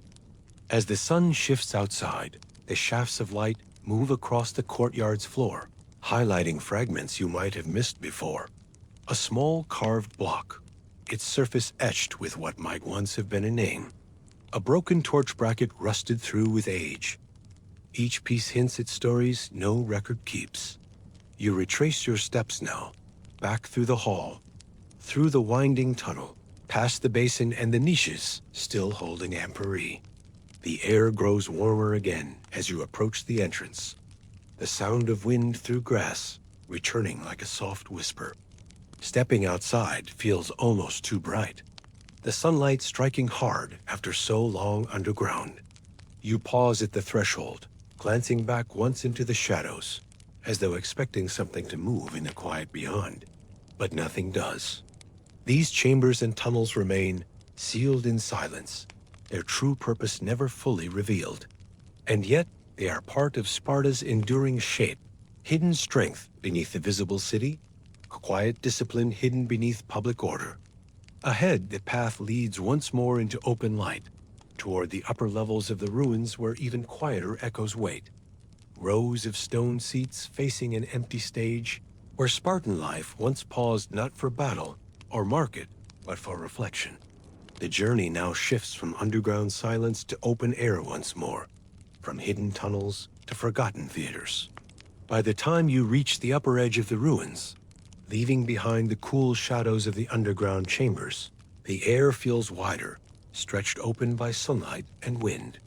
The path you follow climbs gently upward, winding between scattered stones and low walls, until it crests a rise that offers a view not of temples or markets, but of something quieter still. Rows upon rows of empty stone seats, cut directly into the hillside. The Spartan Theater. At first glance, it feels smaller than the grand amphitheaters of Athens or Delphi. There are no towering columns framing the stage, no intricate reliefs decorating the upper levels. Spartan restraint shows here as clearly as anywhere else in the city. The seats curve in a simple, even arc around the central stage, each one shaped from pale limestone worn smooth by centuries of wind, rain, and the slow procession of feet. You step down carefully from the upper path, moving along the topmost row before making your way toward the center. The stone beneath your feet is warm from the sun, carrying a faint scent of dust and dry grass. Small plants grow in the cracks between steps, thin strands of wild thyme and clusters of pale flowers that bend in the breeze without disturbing the long-set quiet. There is no one else here. No tour groups, no historians cataloging each seat with measured notes. Only the hollow of the theater itself and the soft rustle of wind moving across the stones. You pause near the middle of the seating, letting your hand brush along the back of one bench-like row. The surface feels cool despite the heat, smoothed to a gentle curve by countless hands and footsteps. There is something strange and calming about the emptiness. No crowd noise, no music. Only the faint echo of your own breath in the still air. Historians still debate how often the Spartans used this theater. It was not for grand plays or comedies, like those staged in Athens. Spartan drama was simpler, quieter, focused on choral recitations, public ceremonies, and performances tied to religious rites. Some believe the theater served mainly as a space for communal declarations, the reading of laws, the announcement of military victories or defeats. Others suggest it doubled as a training ground for discipline, where youths in the agoge recited poetry in front of their elders, learning to speak with the same sharp brevity as their shield walls held in battle. You walk slowly down the rows now, each step accompanied by the quiet scrape of sandal against stone. The seats grow larger as you move closer to the stage area, suggesting places once reserved for elders or high-ranking citizens. There is no throne, no seat of honor marked by elaborate carving. The front rows are as plain as the ones above, perhaps a reminder that in Sparta, even kings sat simply when the law was spoken. At the center of the theater, you pause again. The stage is not raised like in other Greek cities. It is a flat, open area framed by a low stone border, with no columns or backdrops remaining. Yet even without these grand architectural elements, you feel the space's shape pressing outward in all directions. The curved rows behind you form a natural amplifier, focusing sound into clear, sharp tones. You speak a single word aloud, just once, and hear it echo back to you in perfect measure, as though the stones themselves were still listening. That echo lingers in the mind as much as in the air. You stand there quietly, imagining how it must have sounded centuries ago. A Spartan herald stepping forward, voice crisp and deliberate, declaring news of battles won, alliances formed, laws amended. Or perhaps a poet reciting lines from Tortyrus, the famous Spartan poet whose verses urged courage in war and unity in peace. Let us fight with spirit and never fear disaster, for death is the fate of all mortals. Coward or brave, the words fit the place, short, strong, enduring. Around the edges of the stage, small channels cut into the stone suggest places where torches might once have stood, simple iron brackets sunk into the rock. their rusted remnants long vanished. These would have lit the theater during evening assemblies, casting flickering light across the seats and the faces of those gathered. You walk once more along the edge of the stage, letting your hand trace the low border wall. The limestone is pitted here, marked by faint scratches and chips from centuries of weather and time. One section bears a carving so faint it almost disappears against the surface. A shallow image of a spear and shield crossed together. No inscription, no name. Just the quiet echo of the city's identity, etched into stone. At the far side of the stage, a narrow pathway leads away from the theater, framed by two low pillars now cracked and leaning slightly outward. You follow it briefly, finding yourself at the top of the hillside, where the city's outer ruins meet the wild edge of the surrounding olive groves. From this height, you can look back across the entire layout of the old city. The agora below, the temple fragments still catching light along the ridge, the hidden tunnels invisible beneath the surface. The theater sits at the heart of it all, not towering above the city, but quietly enfolded within it. Like a pulse you can only hear if you stand still long enough to listen. Historians often remark how little remains of Spartan entertainment or public art compared to other Greek cities. There are no grand reliefs depicting myths, no lavish temples covered in painted friezes. But standing here, above the theater, you understand the shape of what Sparta chose to leave behind. Not decoration for its own sake, but spaces built for function, to speak clearly, to stand together, to remember what mattered most. The wind shifts as you turn once more toward the stone seats below, carrying with it the scent of olives and distant fires. The afternoon light sharpens along the edges of each row, casting long shadows across the benches. The theater is empty now, as it has been for centuries, and yet, in its silence, it speaks. Not in grand speeches or flowing poetry, but in echoes. A single word carried cleanly from stage to stone, from past to present. From here, the path leads down again, leaving the public spaces behind entirely. Ahead wait the quietest ruins of all, Spartan homes built for quiet lives beyond the training yards and battlefields. Houses where discipline shaped not just warriors, but families. The journey continues from shared echoes to private walls, from the theater's voice to the home's silence. Leaving the empty theater behind, you follow a path that bends gently downhill, stones crunching softly beneath your feet as you move toward the quieter edges of the ancient city. The olive trees thin, the sun shifts lower in the sky, and there ahead, half sheltered beneath canvas awnings and careful rope barriers, spreads the quiet, deliberate world of the archaeologist's worksite. There is no grand entrance, no fanfare, just folding tables laid out beside shallow trenches, the smell of earth and dust carried lightly on the afternoon breeze. You pause before stepping inside the roped area. The air feels different here, stiller, heavier, as though even the wind respects the silence. Two archaeologists kneel over a low trench to your right, each holding a small brush. Their movements are slow and precise, removing thin layers of soil from a patch of exposed stone no larger than a shield's face. There is no rush, no loud voices, just the steady rhythm of careful work, practiced countless times before. The trench reveals the faint outlines of ancient walls, the edges of what might have been a house or a storeroom. Nothing stands higher than your knee, just rows of stone blocks fitted tightly together, the spaces between them filled with packed earth and dry grass. You step quietly along the perimeter, eyes following the grid lines stretched across the site like silent guides.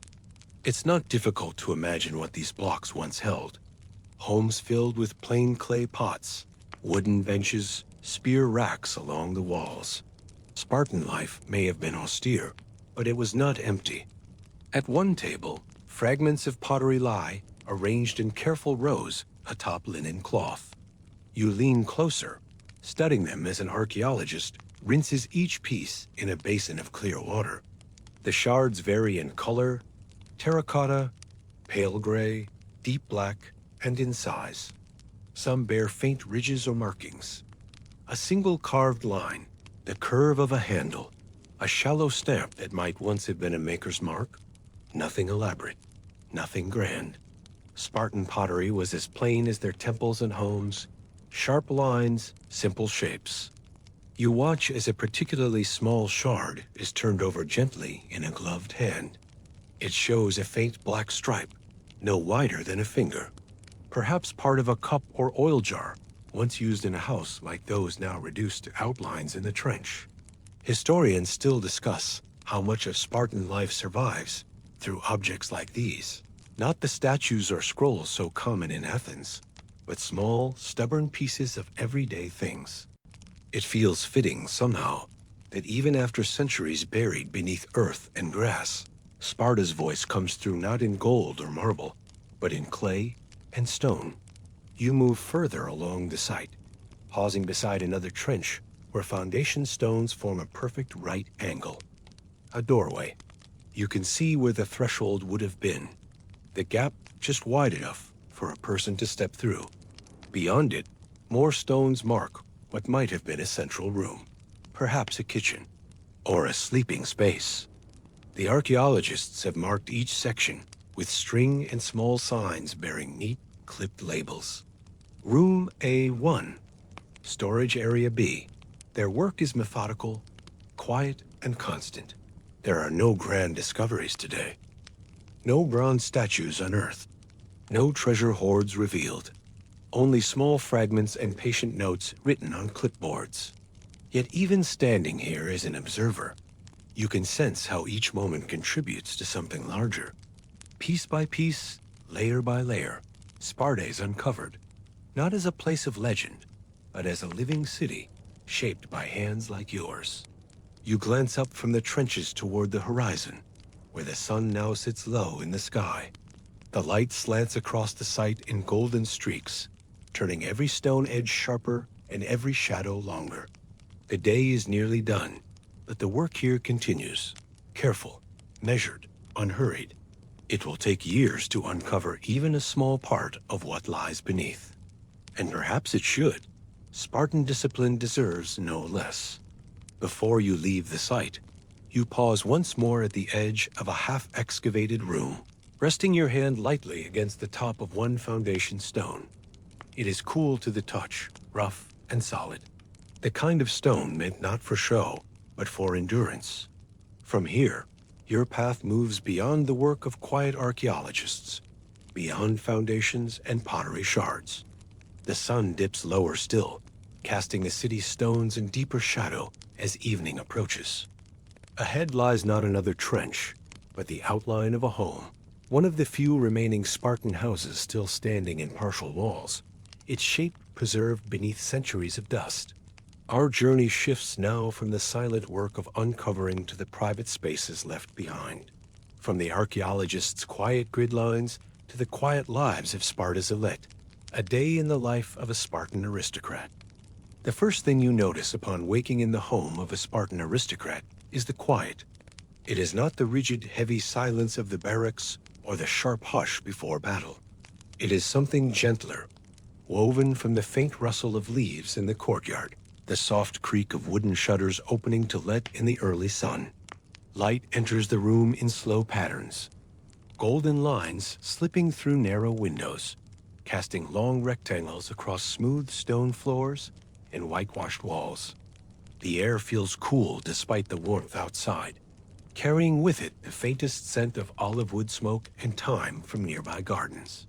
You rise slowly, feeling not the ache of sore muscles or bruised shoulders, but the easy stretch of limbs accustomed to comfort. Spartan aristocrats may have shared the same discipline as common citizens in public life, but their homes reflected a different rhythm, a softer one. No crowded barracks, no rows of planks on cold floors. Here, in the private quarters, stone walls rise in measured lines, white plastered and painted in faded bands of ochre and black. The bed itself is simple, a wooden frame with tightly stretched leather straps beneath a thin wool blanket. But there is space enough, to move without bumping elbows against a neighbor. As you step across the room, bare feet brushing against cool stone, your fingers trail along a carved wooden chest resting against the wall. Its surface is smooth, darkened with oil and age. Spartan homes did not overflow with luxury, but for the aristocracy, there were quiet signs of wealth. Good woodwork, polished bronze fittings, fine linen tunics folded with care.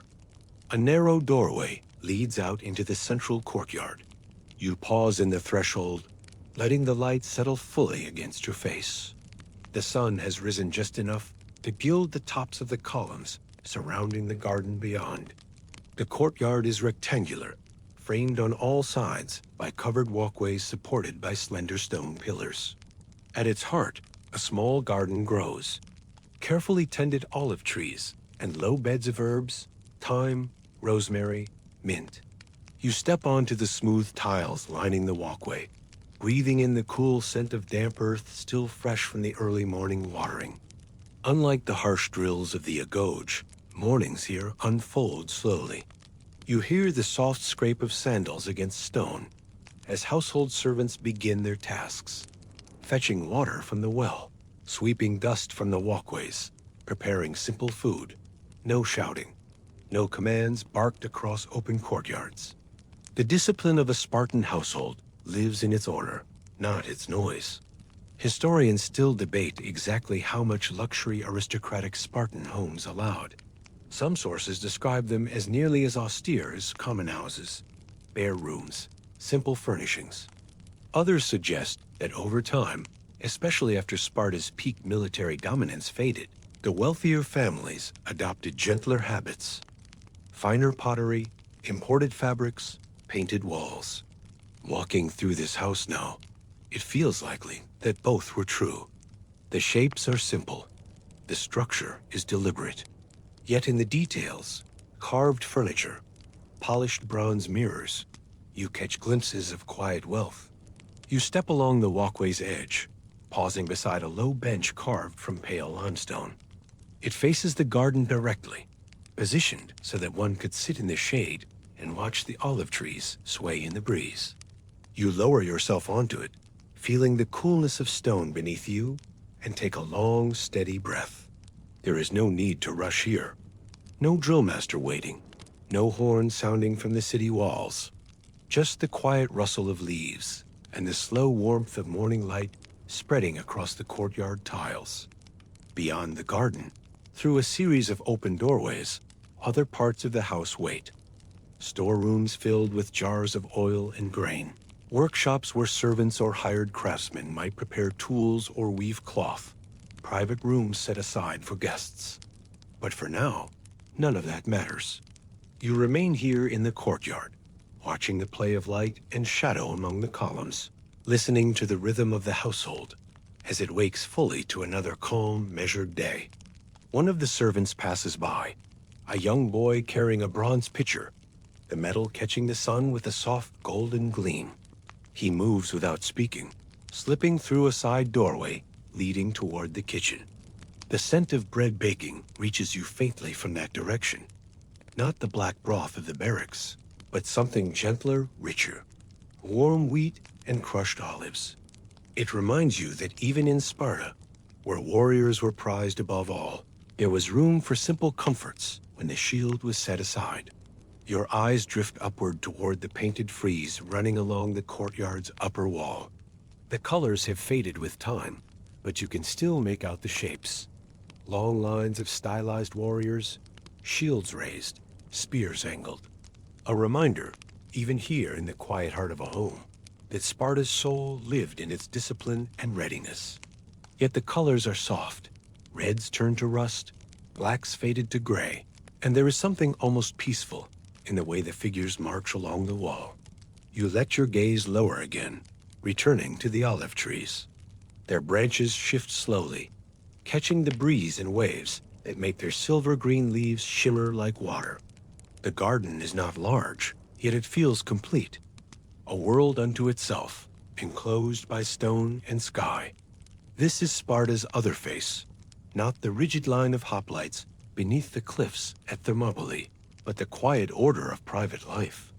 A place where mornings begin with soft footsteps and the scent of herbs, where sunlight drifts in like a slow tide rather than crashing in like a wave.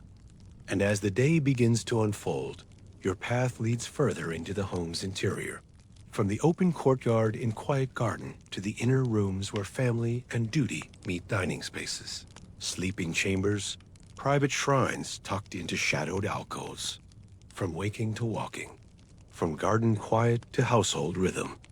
After a slow morning in the courtyard, seated beneath olive trees and pale columns painted with the faded outlines of warriors long past, the day begins to gather shape.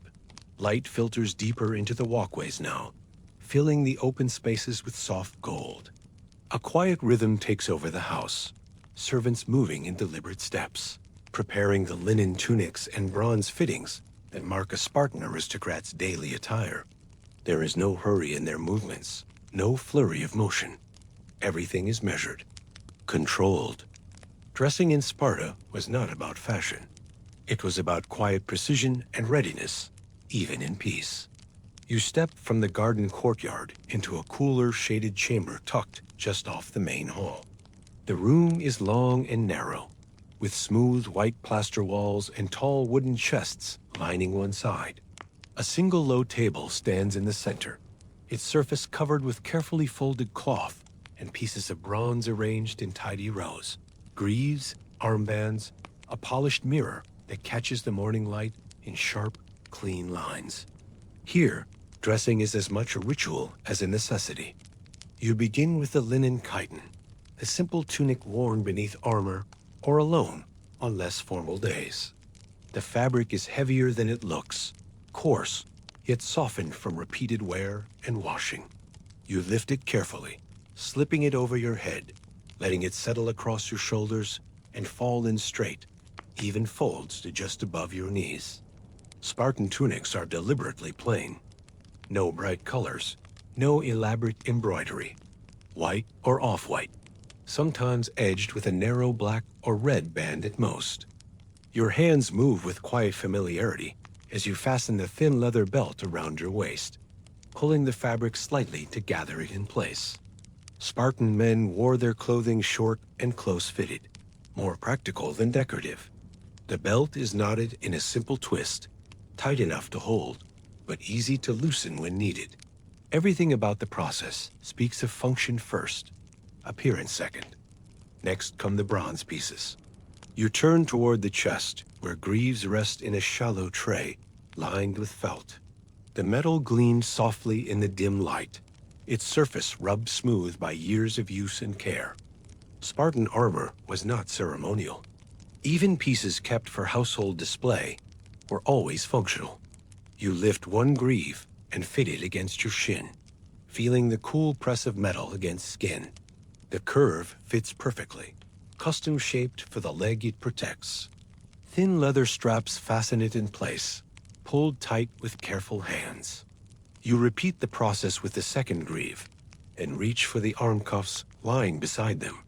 These are simpler, bands of bronze shaped to encircle the forearm just below the elbow, protecting against stray blows or rough work.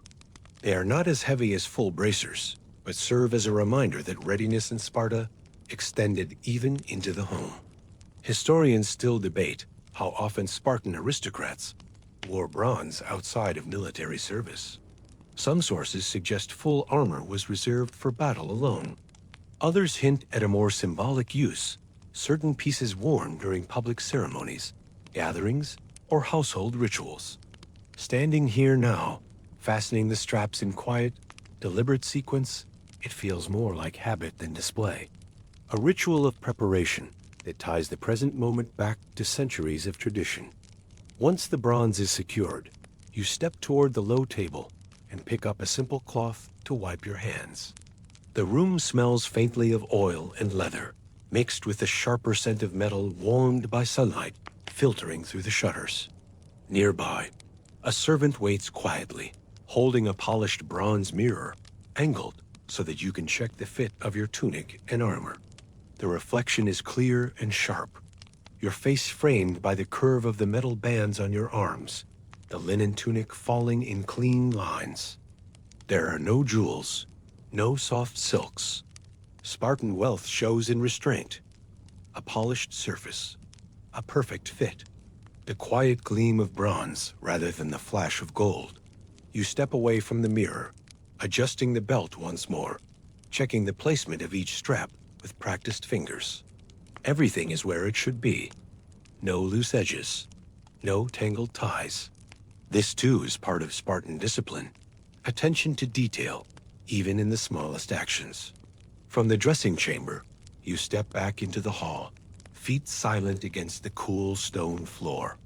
The house is awake now. You hear the soft murmur of voices deeper within. Family members gathered in the dining room, servants moving in measured steps as they prepare the mid-morning meal. But there is no rush, no raised voices. The same quiet rhythm fills the air as before. You pause once more in the hallway, letting your hand rest lightly against the smooth white wall. The painted border running along its edge shows more warriors, small, stylized figures in black and red, shields raised, spears angled forward. Even here, even now, the city's identity is never far from view. Historians often wonder how much difference there really was between the private lives of Spartan aristocrats and those of common citizens. Some suggest the elite little differently. Plain food, plain homes, plain clothes. Others argue that by the later periods of Spartan history, wealthier families had begun to relax some of those old rules, allowing themselves small luxuries behind closed doors.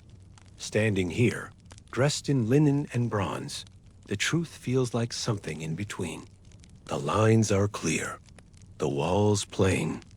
Yet in the fit of the armor, in the weight of the polished mirror, there is a quiet pride in having things just so. As the morning sun climbs higher, casting sharper light through the house's open doorways, your path turns again, this time not outward toward the city, but inward, toward the dining room, where family members gather not as soldiers or citizens, but as fathers, mothers, brothers, and daughters, from dressing to gathering, from the private ritual of preparation to the shared rhythm of the household meal. By the time the sun stands high over the tiled rooftops, casting crisp lines of shadow beneath the courtyard colonnades, the house shifts from quiet morning routine to the measured pulse of daily duties. In a Spartan aristocrat's household, there are no lazy afternoons. Comfort is allowed, but idleness is not, especially when it comes to the youngest members of the family. You step through a shaded walkway, past storerooms and servants at their tasks, until you reach the open training yard set just beyond the inner rooms. A flat, packed earth space enclosed on all sides by tall stone walls. It isn't large, no wider than a small garden. Yet it's enough. Enough for drills, for discipline, for ensuring that even at home, Sparta's youngest sons are shaped according to the city's laws. The ground underfoot is firm, dust rising in faint spirals with each step. Around the edges, practice spears lean neatly against the walls. Wooden shafts smoothed by use, tips rounded and blunted, cut shorter for smaller hands. 2 boys are already here as you enter, both no more than 7 or 8 years old, their tunics short and plain, bare feet planted evenly on the dusty ground. An elder, perhaps their father or a family trainer, stands before them, holding a staff across both hands. His voice carries in sharp, low commands, a single word at a time. Stand, step, strike. The boys respond without hesitation. One steps forward, raising his practice spear in a deliberate thrust. The other mirrors the motion, feet moving in tandem. Their faces are set, not tight with frustration or fear, but focused, quiet. You pause at the edge of the yard, watching as they repeat the movement again and again. Step, strike, reset. This is not the agoge yet. That will come later, once the boys reach the official age to leave home and enter the full discipline of Spartan education. But even before that, the habits must be laid down. Posture, control, the ability to hold still when needed, and to move without waste when ordered. Historians sometimes describe these early training sessions as mere play fighting, but watching now, it feels much more deliberate. Play exists, perhaps, but it is shaped from the start by form and rule. One of the boys stumbles slightly as he plants his foot too wide. The elder doesn't shout. There is no slap or harsh rebuke. Only a single word, crisp and measured. Again, the boy corrects his stance and repeats the motion, this time landing square. You step further into the yard now, the sun warming the bronze bands on your arms. The boys glance your way only briefly, then return to their task. Discipline, after all, is as much about focus as strength. On a bench against one wall sits a set of small shields, round, wooden frames covered in plain leather. No bronze, no family crests. Spartan aristocrats did not believe in marking their sons' training gear with symbols. That came later, after years of discipline had proven their worth. You pick one up, feeling its lightness in your hand, compared to the heavier aspects of a grown soldier. Yet the balance is the same. Weight distributed evenly, edges smooth from constant handling. Nearby, a row of practice swords rests on a low rack. Again, nothing sharp, nothing gilded. Just shaped wood, worn to a dull shine by years of sweat and effort. The boys finish their set of strikes and step back to stand side by side. Their tunics are marked now with dust and sweat, though neither shows outward discomfort. You hand one of them the shield, watching as he accepts it with both hands, setting it against his forearm. The weight makes his stance shift slightly, adjusting, learning how to carry not just the shield, but the discipline it represents. Spartan training, even at home, wasn't only about weapons. A second drill begins almost immediately. The elder calls for silence. The boys stand still, arms at their sides, eyes fixed forward. A test not of strength, but of stillness. You've seen this exercise before, standing without shifting, without blinking too often, without letting the body betray tension through twitching fingers or restless feet. It is as much about mastering the mind as the muscles. A Spartan learns early that victory begins with control, over breath, over motion, over thought. The quiet in the yard deepens as both boys hold their stance. The elder walks slowly along their line, staff tapping lightly against the ground. No words, just the measured sound of footsteps and the occasional faint rustle as a leaf drifts down from the courtyard's edge. Historians debate how strict Spartan family training really was. Some accounts suggest aristocrats softened the rules within their homes, allowing their sons more freedom until the agode began. Others insist the opposite, that elite households enforced the discipline even more strictly, ensuring their sons entered the public system already prepared. Standing here, watching these boys now, the answer feels simple. Every household found its balance. But discipline was always present. Always.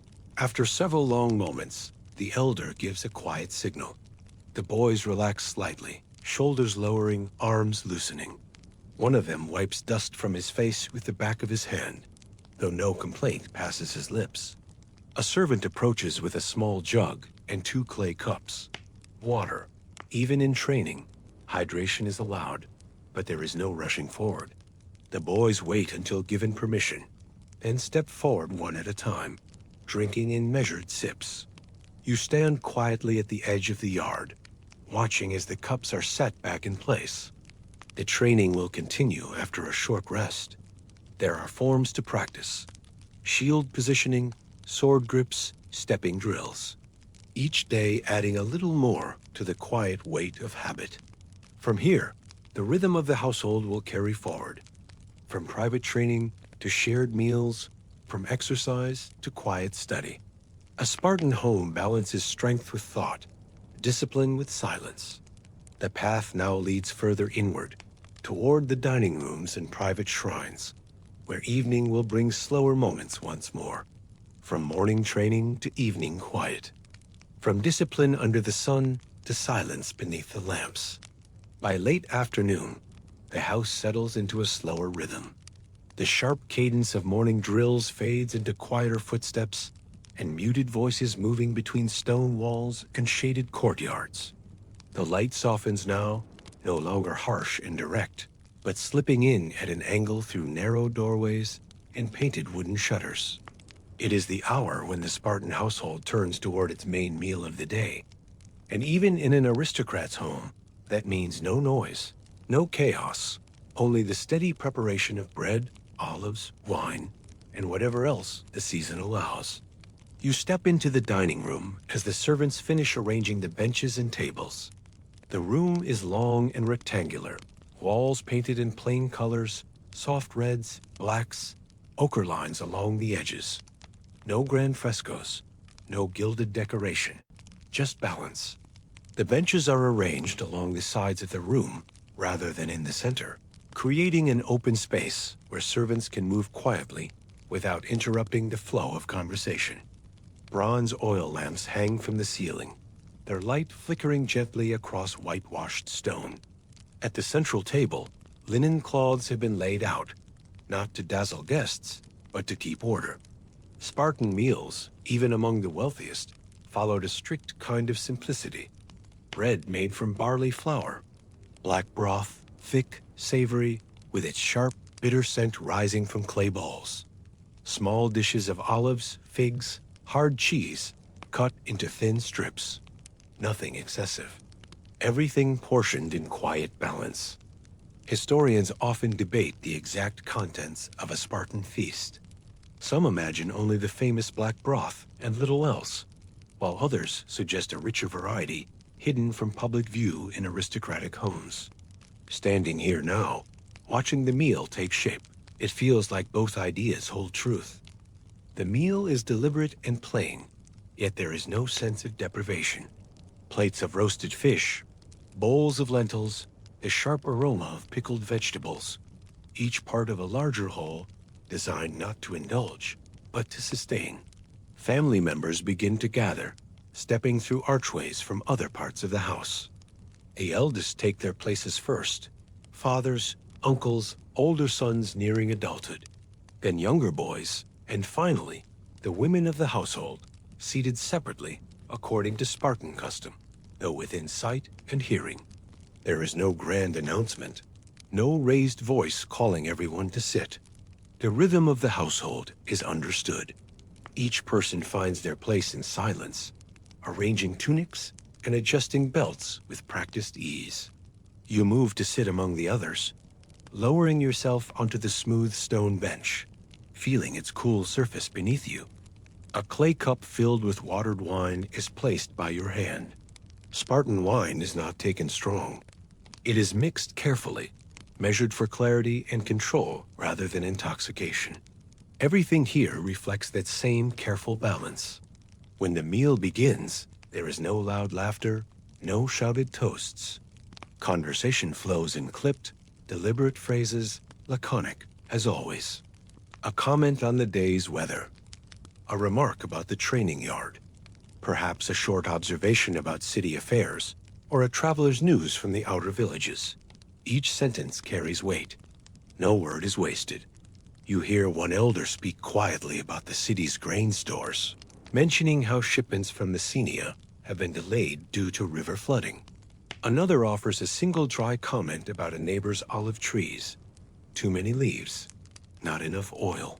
The remark draws a faint smile from those nearby, but no reply. Spartan humor is like its weaponry, sharp, simple, sparing. The boys who trained earlier in the courtyard now sit quietly among the family. They listen more than they speak, learning by observing the measured flow of adult conversation. A few words exchanged between father and son. A quiet correction here and there. Sit straighter, hold your cup properly, but never shouted, never drawn out. Correction is given with the same crisp control as a spear thrust. The food is taken in the same deliberate way, small portions, careful bites, no rush. Plates are passed without clatter. Cups are refilled in silence. You take up a piece of barley bread, tearing it neatly before dipping it into a bowl of oil and herbs. The taste is plain but satisfying. Sharp olive, bitter greens, the earthy flavor of barley, softened by the warmth of the broth that follows. Historians sometimes wonder whether such meals felt oppressive to those within them. Did the constant discipline weigh on even private moments like these? Yet sitting here now, there is no sense of straying, only calm. The silence between phrases feels less like a burden and more like shared understanding, a rhythm everyone knows without needing to speak it aloud. The oil lamps flicker as shadows lengthen across the floor. Outside, in the garden, the breeze stirs through olive leaves, carrying the faint scent of dust and thyme. A servant moves quietly from table to table, collecting empty bowls, refilling cups as needed. There is no command, no hand raised. The flow of movement is instinctive, shaped by years of habit. As the meal draws to a close, there are no grand toasts or closing speeches. Simply a gradual easing of posture, men leaning back slightly on the benches, voices lowering even further. Someone makes a single dry remark about tomorrow's drills. Another speaks briefly about an upcoming festival. Then silence returns fully, settling over the room like a second cloak. One of the elders rises first, signaling with nothing more than the tilt of his head. The others follow in order. You rise with them, feeling the quiet stretch of muscles, long used to such rhythm. There is no clearing of throats, no scraping of chairs. Only the soft shuffle of sandals against stone as everyone moves from the dining room back toward the central courtyard. Outside, the sky has shifted from gold to pale blue, streaked with rose and violet. The last light touches the tops of the olive trees, turning their leaves silver in the breeze. Evening begins in full now, and with it comes the slower rituals of household life.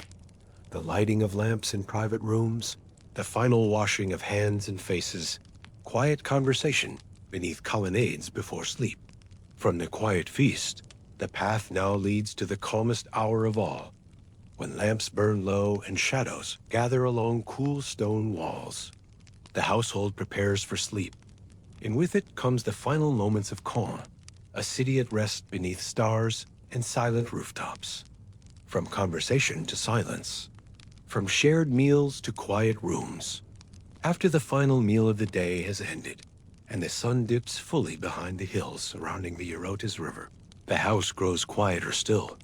Lamps flicker softly within shaded colonnades, and servants move more slowly now, gathering the last of the empty dishes and dousing unused torches. Yet for the aristocrat, there is one more ritual before sleep, the evening walk along the city walls. It is not a duty shouted by decree, nor is it enforced by law, but as much a habit as the morning drills or midday councils. One last measure of the city's order before the night settles fully. You step through the outer gate of the household compound, sandals brushing against packed dirt and scattered pebbles. The sky above is streaked with the last remnants of color, bands of pale gold fading into deep blue, pierced here and there by the first visible stars. The air smells sharper now, cooler, tinged with cypress and wood smoke from distant hearths already banked for the night. The walk is not hurried. Your steps follow the familiar path leading through Spartan streets, narrow alleys lined with low stone walls and simple wooden gates, homes arranged in disciplined rows with little distinction between public and private fronts. Even in the aristocratic quarters, there are no grand facades or carved columns standing taller than necessity demands. Spartan wealth remains in its order, not its display. You move quietly alongside other figures, emerging for the same evening custom. Fellow citizens, elders wrapped in plain cloaks, young men just old enough to join the communal meals, but not yet veterans of war. No one speaks above a murmur. Voices are clipped and sparing, exchanged only when necessary. The city does not echo with noise. It hums with quiet discipline. As you approach the outer walls, The path rises gently. Stone steps carved directly into the hillside lead upward, worn smooth by years of use. Each step is steady beneath your feet, the rhythm of walking matching the slow pulse of your breath. From the top, the city unfolds below, like a pale grid lit by scattered lamps and glowing hearths, rooftops catching faint starlight, courtyards hidden behind rows of columns. The walls themselves are not towering in the way of some other Greek cities. Historians note that Sparta did not rely on its walls alone for defense. Its true strength lay in its army and its discipline. Yet the stones here stand solid, fitted tightly together without mortar, thick enough to turn aside both man and weather. You run your hand along the surface as you walk, feeling the cool, rough texture beneath your fingers. Along the top of the wall, flat paving stones create a path wide enough for 2 or 3 men to walk side by side. You follow that path now, moving past occasional watchposts where small braziers burn low, tended by sentries standing silent beneath heavy cloaks. There is no chatter among the guards, just the quiet scrape of sandals as they shift their weight from time to time, the occasional murmur exchanged as one man relieves another at his post. From here, the valley stretches outward in all directions. To the west, the Tagitus Mountains rise in dark silhouette against the stars. Their peaks are sharp and still dusted with the last traces of winter snow, even in spring. To the east, the river gleams faintly beneath the moon's first light, threading through patches of olive groves and wheat fields. You pause at one of the wider lookouts, resting a hand against the low parapet as you let your gaze drift across the darkened landscape. There is no enemy beyond the horizon tonight. No fires from rival armies or banners fluttering beneath foreign moons. Yet the habit remains, checking the edges of the city, confirming its boundaries, walking its walls not out of fear, but out of duty. Historians sometimes wonder whether this practice was as widespread as ancient texts suggest. Did every Spartan citizen walk the walls, or was it a privilege reserved for the elite? Standing here now, the answer feels irrelevant. What matters is the rhythm of it, the slow, deliberate measure of steps against stone, the quiet check of lamps burning steadily, the steady silence of the valley below. Further along the path, you pass a small shrine set into the wall itself, a simple stone niche holding a bronze figure no taller than your hand. Artemis Orthia, perhaps, or a household guardian spirit. The figure is worn smooth by weather and time, yet someone has placed a fresh sprig of olive at its base. Even the smallest rituals persist here, woven into the fabric of Spartan life as tightly as the stones beneath your feet. You walk on, following the curve of the wall as it bends back toward the heart of the city. Lamps glow faintly now from scattered homes and public buildings, low pools of light against stone and earth. Yet much of the city rests already in darkness, conserving oil, following the rhythm of sun and moon rather than fighting it. As you descend the stone steps once more, leaving the wall walk behind, the streets feel almost empty. Only a few other figures move through the shadows, late returning citizens, servants carrying final bundles of wood or grain, sentries making their quiet rounds. When you reach your household gate once more, the courtyard within is lit by just 2 lamps, one near the entry, one flickering beside the central garden. The air is cooler now, carrying the scent of thyme and olive wood smoke drifting gently from neighboring homes. You step through the doorway, sandals brushing softly against smooth stone, and feel the quiet settle around you like a cloak. From here, the last movements of the night begin. Lamps dimmed, shutters closed, final words exchanged in soft voices before sleep. The house prepares for its silent hours beneath the stars, each stone and column returning to its place in the slow rhythm of Sparta's discipline. And as you cross the threshold into the private quarters once more, leaving the echo of your footsteps behind, the city itself seems to exhale, settling into the long quiet that holds until dawn, from walls to rooms, from watchful steps to waiting sleep. By the time the sky has fully darkened and the moon stands high above the quiet rooftops, the household has folded itself inward. The last lamps burn low in their bronze holders, their light cooling in gentle circles against the whitewashed walls. Shadows stretch long and quiet across the stone floors, softening the sharp edges of furniture and painted friezes. You move slowly now, bare feet brushing lightly against cool tile as you step through the inner rooms, watching the house settle into its final rhythm for the night. The central hall feels larger in the quiet. Its columns stand like silent sentinels beneath a dark wooden roof, the open space between them filled with drifting scents of olive oil, dust, and faint traces of time from the courtyard beyond. A single servant moves along the edge of the room, trimming the wick of one lamp and dousing another. Each step is deliberate. There is no rush. Spartan households do not end the day with noise or clutter. Only silence and slow gestures, repeated with the same discipline as morning drills. You pause beside one of the taller benches set along the hall's outer wall, resting your hand lightly against its smooth wooden surface. The bench is cool beneath your fingers, its grain darkened by years of careful oiling. Everything here speaks of quiet care, stone polished by footsteps, wood darkened by handling, bronze fittings rubbed clean but left without ornament. The hall is not meant for display. It is meant for balance, for quiet gatherings, for measured words, for sleep. In one corner, a small shrine glows faintly beneath its own lamp, a simple shelf bearing two clay figures, their features worn smooth by time. Artemis Orthia again, perhaps, or a household protector. A sprig of olive rests beside them, along with a small dish containing the remnants of wine or oil left as an offering. You stand for a moment in the shrine's light, letting the quiet settle fully around you. Beyond the columns, the courtyard lies in darkness now, its garden silent beneath the night sky.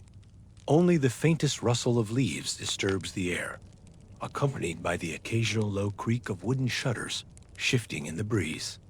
Even the olive trees seem to sleep, their silver-green leaves turned pale beneath the moon's soft glow. Historians often ask what the final hours of a Spartan day looked like. Was there music, conversation, storytelling? Some suggest that songs were sung in hushed tones, or poetry recited beneath the stars. Others imagine families sitting quietly together, sharing the last warmth of the hearth before extinguishing it for the night. Here, standing in the center of the Aristocrat's hall, it feels simpler. No music, no long stories, just silence and rest. You step slowly across the hall, your sandals now set aside in the private quarters. The floor is cool beneath bare feet, the stone holding the memory of the day's heat even as the air itself has cooled. Each step echoes faintly against the high ceiling, the sound swallowed quickly by the room's steady hush. At the far end of the hall, a low wooden platform holds sleeping mats, rolled neatly in preparation for the night. Spartan beds were never large or elaborate. Even in aristocratic homes, simplicity held firm. Woven mats, folded wool blankets, wooden headrests carved smooth by hand. You kneel briefly to adjust one of the mats, running your hand along its surface to smooth the fabric. A final servant passes through the hall now, carrying a bronze bowl of water and a cloth. The quiet ritual of washing hands and faces before sleep. No loud farewells, no clamor, just the steady rhythm of a household closing itself down one last time before the lamps are extinguished completely. The lamps dim further still. One by one, their flames gutter and fade, leaving only the pale moonlight filtering in through the high windows. You stand once more in the center of the hall, watching as shadows gather fully. The columns rise like dark pillars against the silver blue of the sky beyond, framing the space in long, still lines. It is in this final moment, when the house holds its breath, when the city beyond has settled fully into sleep, that you feel the shape of Sparta most clearly. Not in battle, not in drills or market squares, but here, in the measured calm of a home at night. A discipline that extends even to rest. You step back quietly now, moving toward the private quarters where others have already settled into sleep. The wooden door closes gently behind you, cutting off the last sliver of moonlight from the hall. And so we leave Sparta, not with the clash of shields or the rise of banners, but with the slow breath of quiet homes under a starlit sky. From the brutal discipline of the barracks to the legendary stand at Thermopylae. From ruins uncovered by patient hands to the soft silence of aristocratic homes where olive branches sway beneath moonlight. The journey has carried us through every layer of the city's life. And now, as Sparta sleeps, so too can we. Now, dim the lights where you are. Let the last images of stone columns and quiet gardens drift through your mind like slow waves against the shore. Let the weight of history ease into silence. And that's where we'll leave it for tonight. From the gritted teeth of boys in Spartan Barracks to the steady march at Thermopylae narrow pass. From the forgotten columns buried beneath olive groves to the quiet, measured lives of Spartan aristocrats, where discipline met silence in cool stone halls. A long, slow walk through the layered rhythms of a city built not on monuments or words, but on habit, patience, and quiet strength.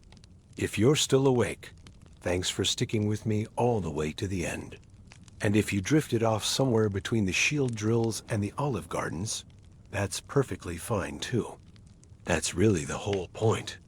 If you enjoyed this slower, sleep-friendly journey into Sparta's quieter side, feel free to like the video and subscribe for more.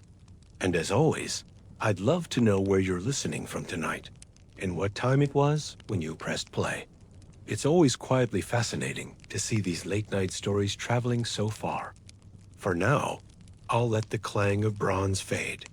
The footsteps along stone courtyards grow quieter, and the olive leaves outside sway in the dark, silver and still beneath the stars. Sleep well, and I'll see you next time.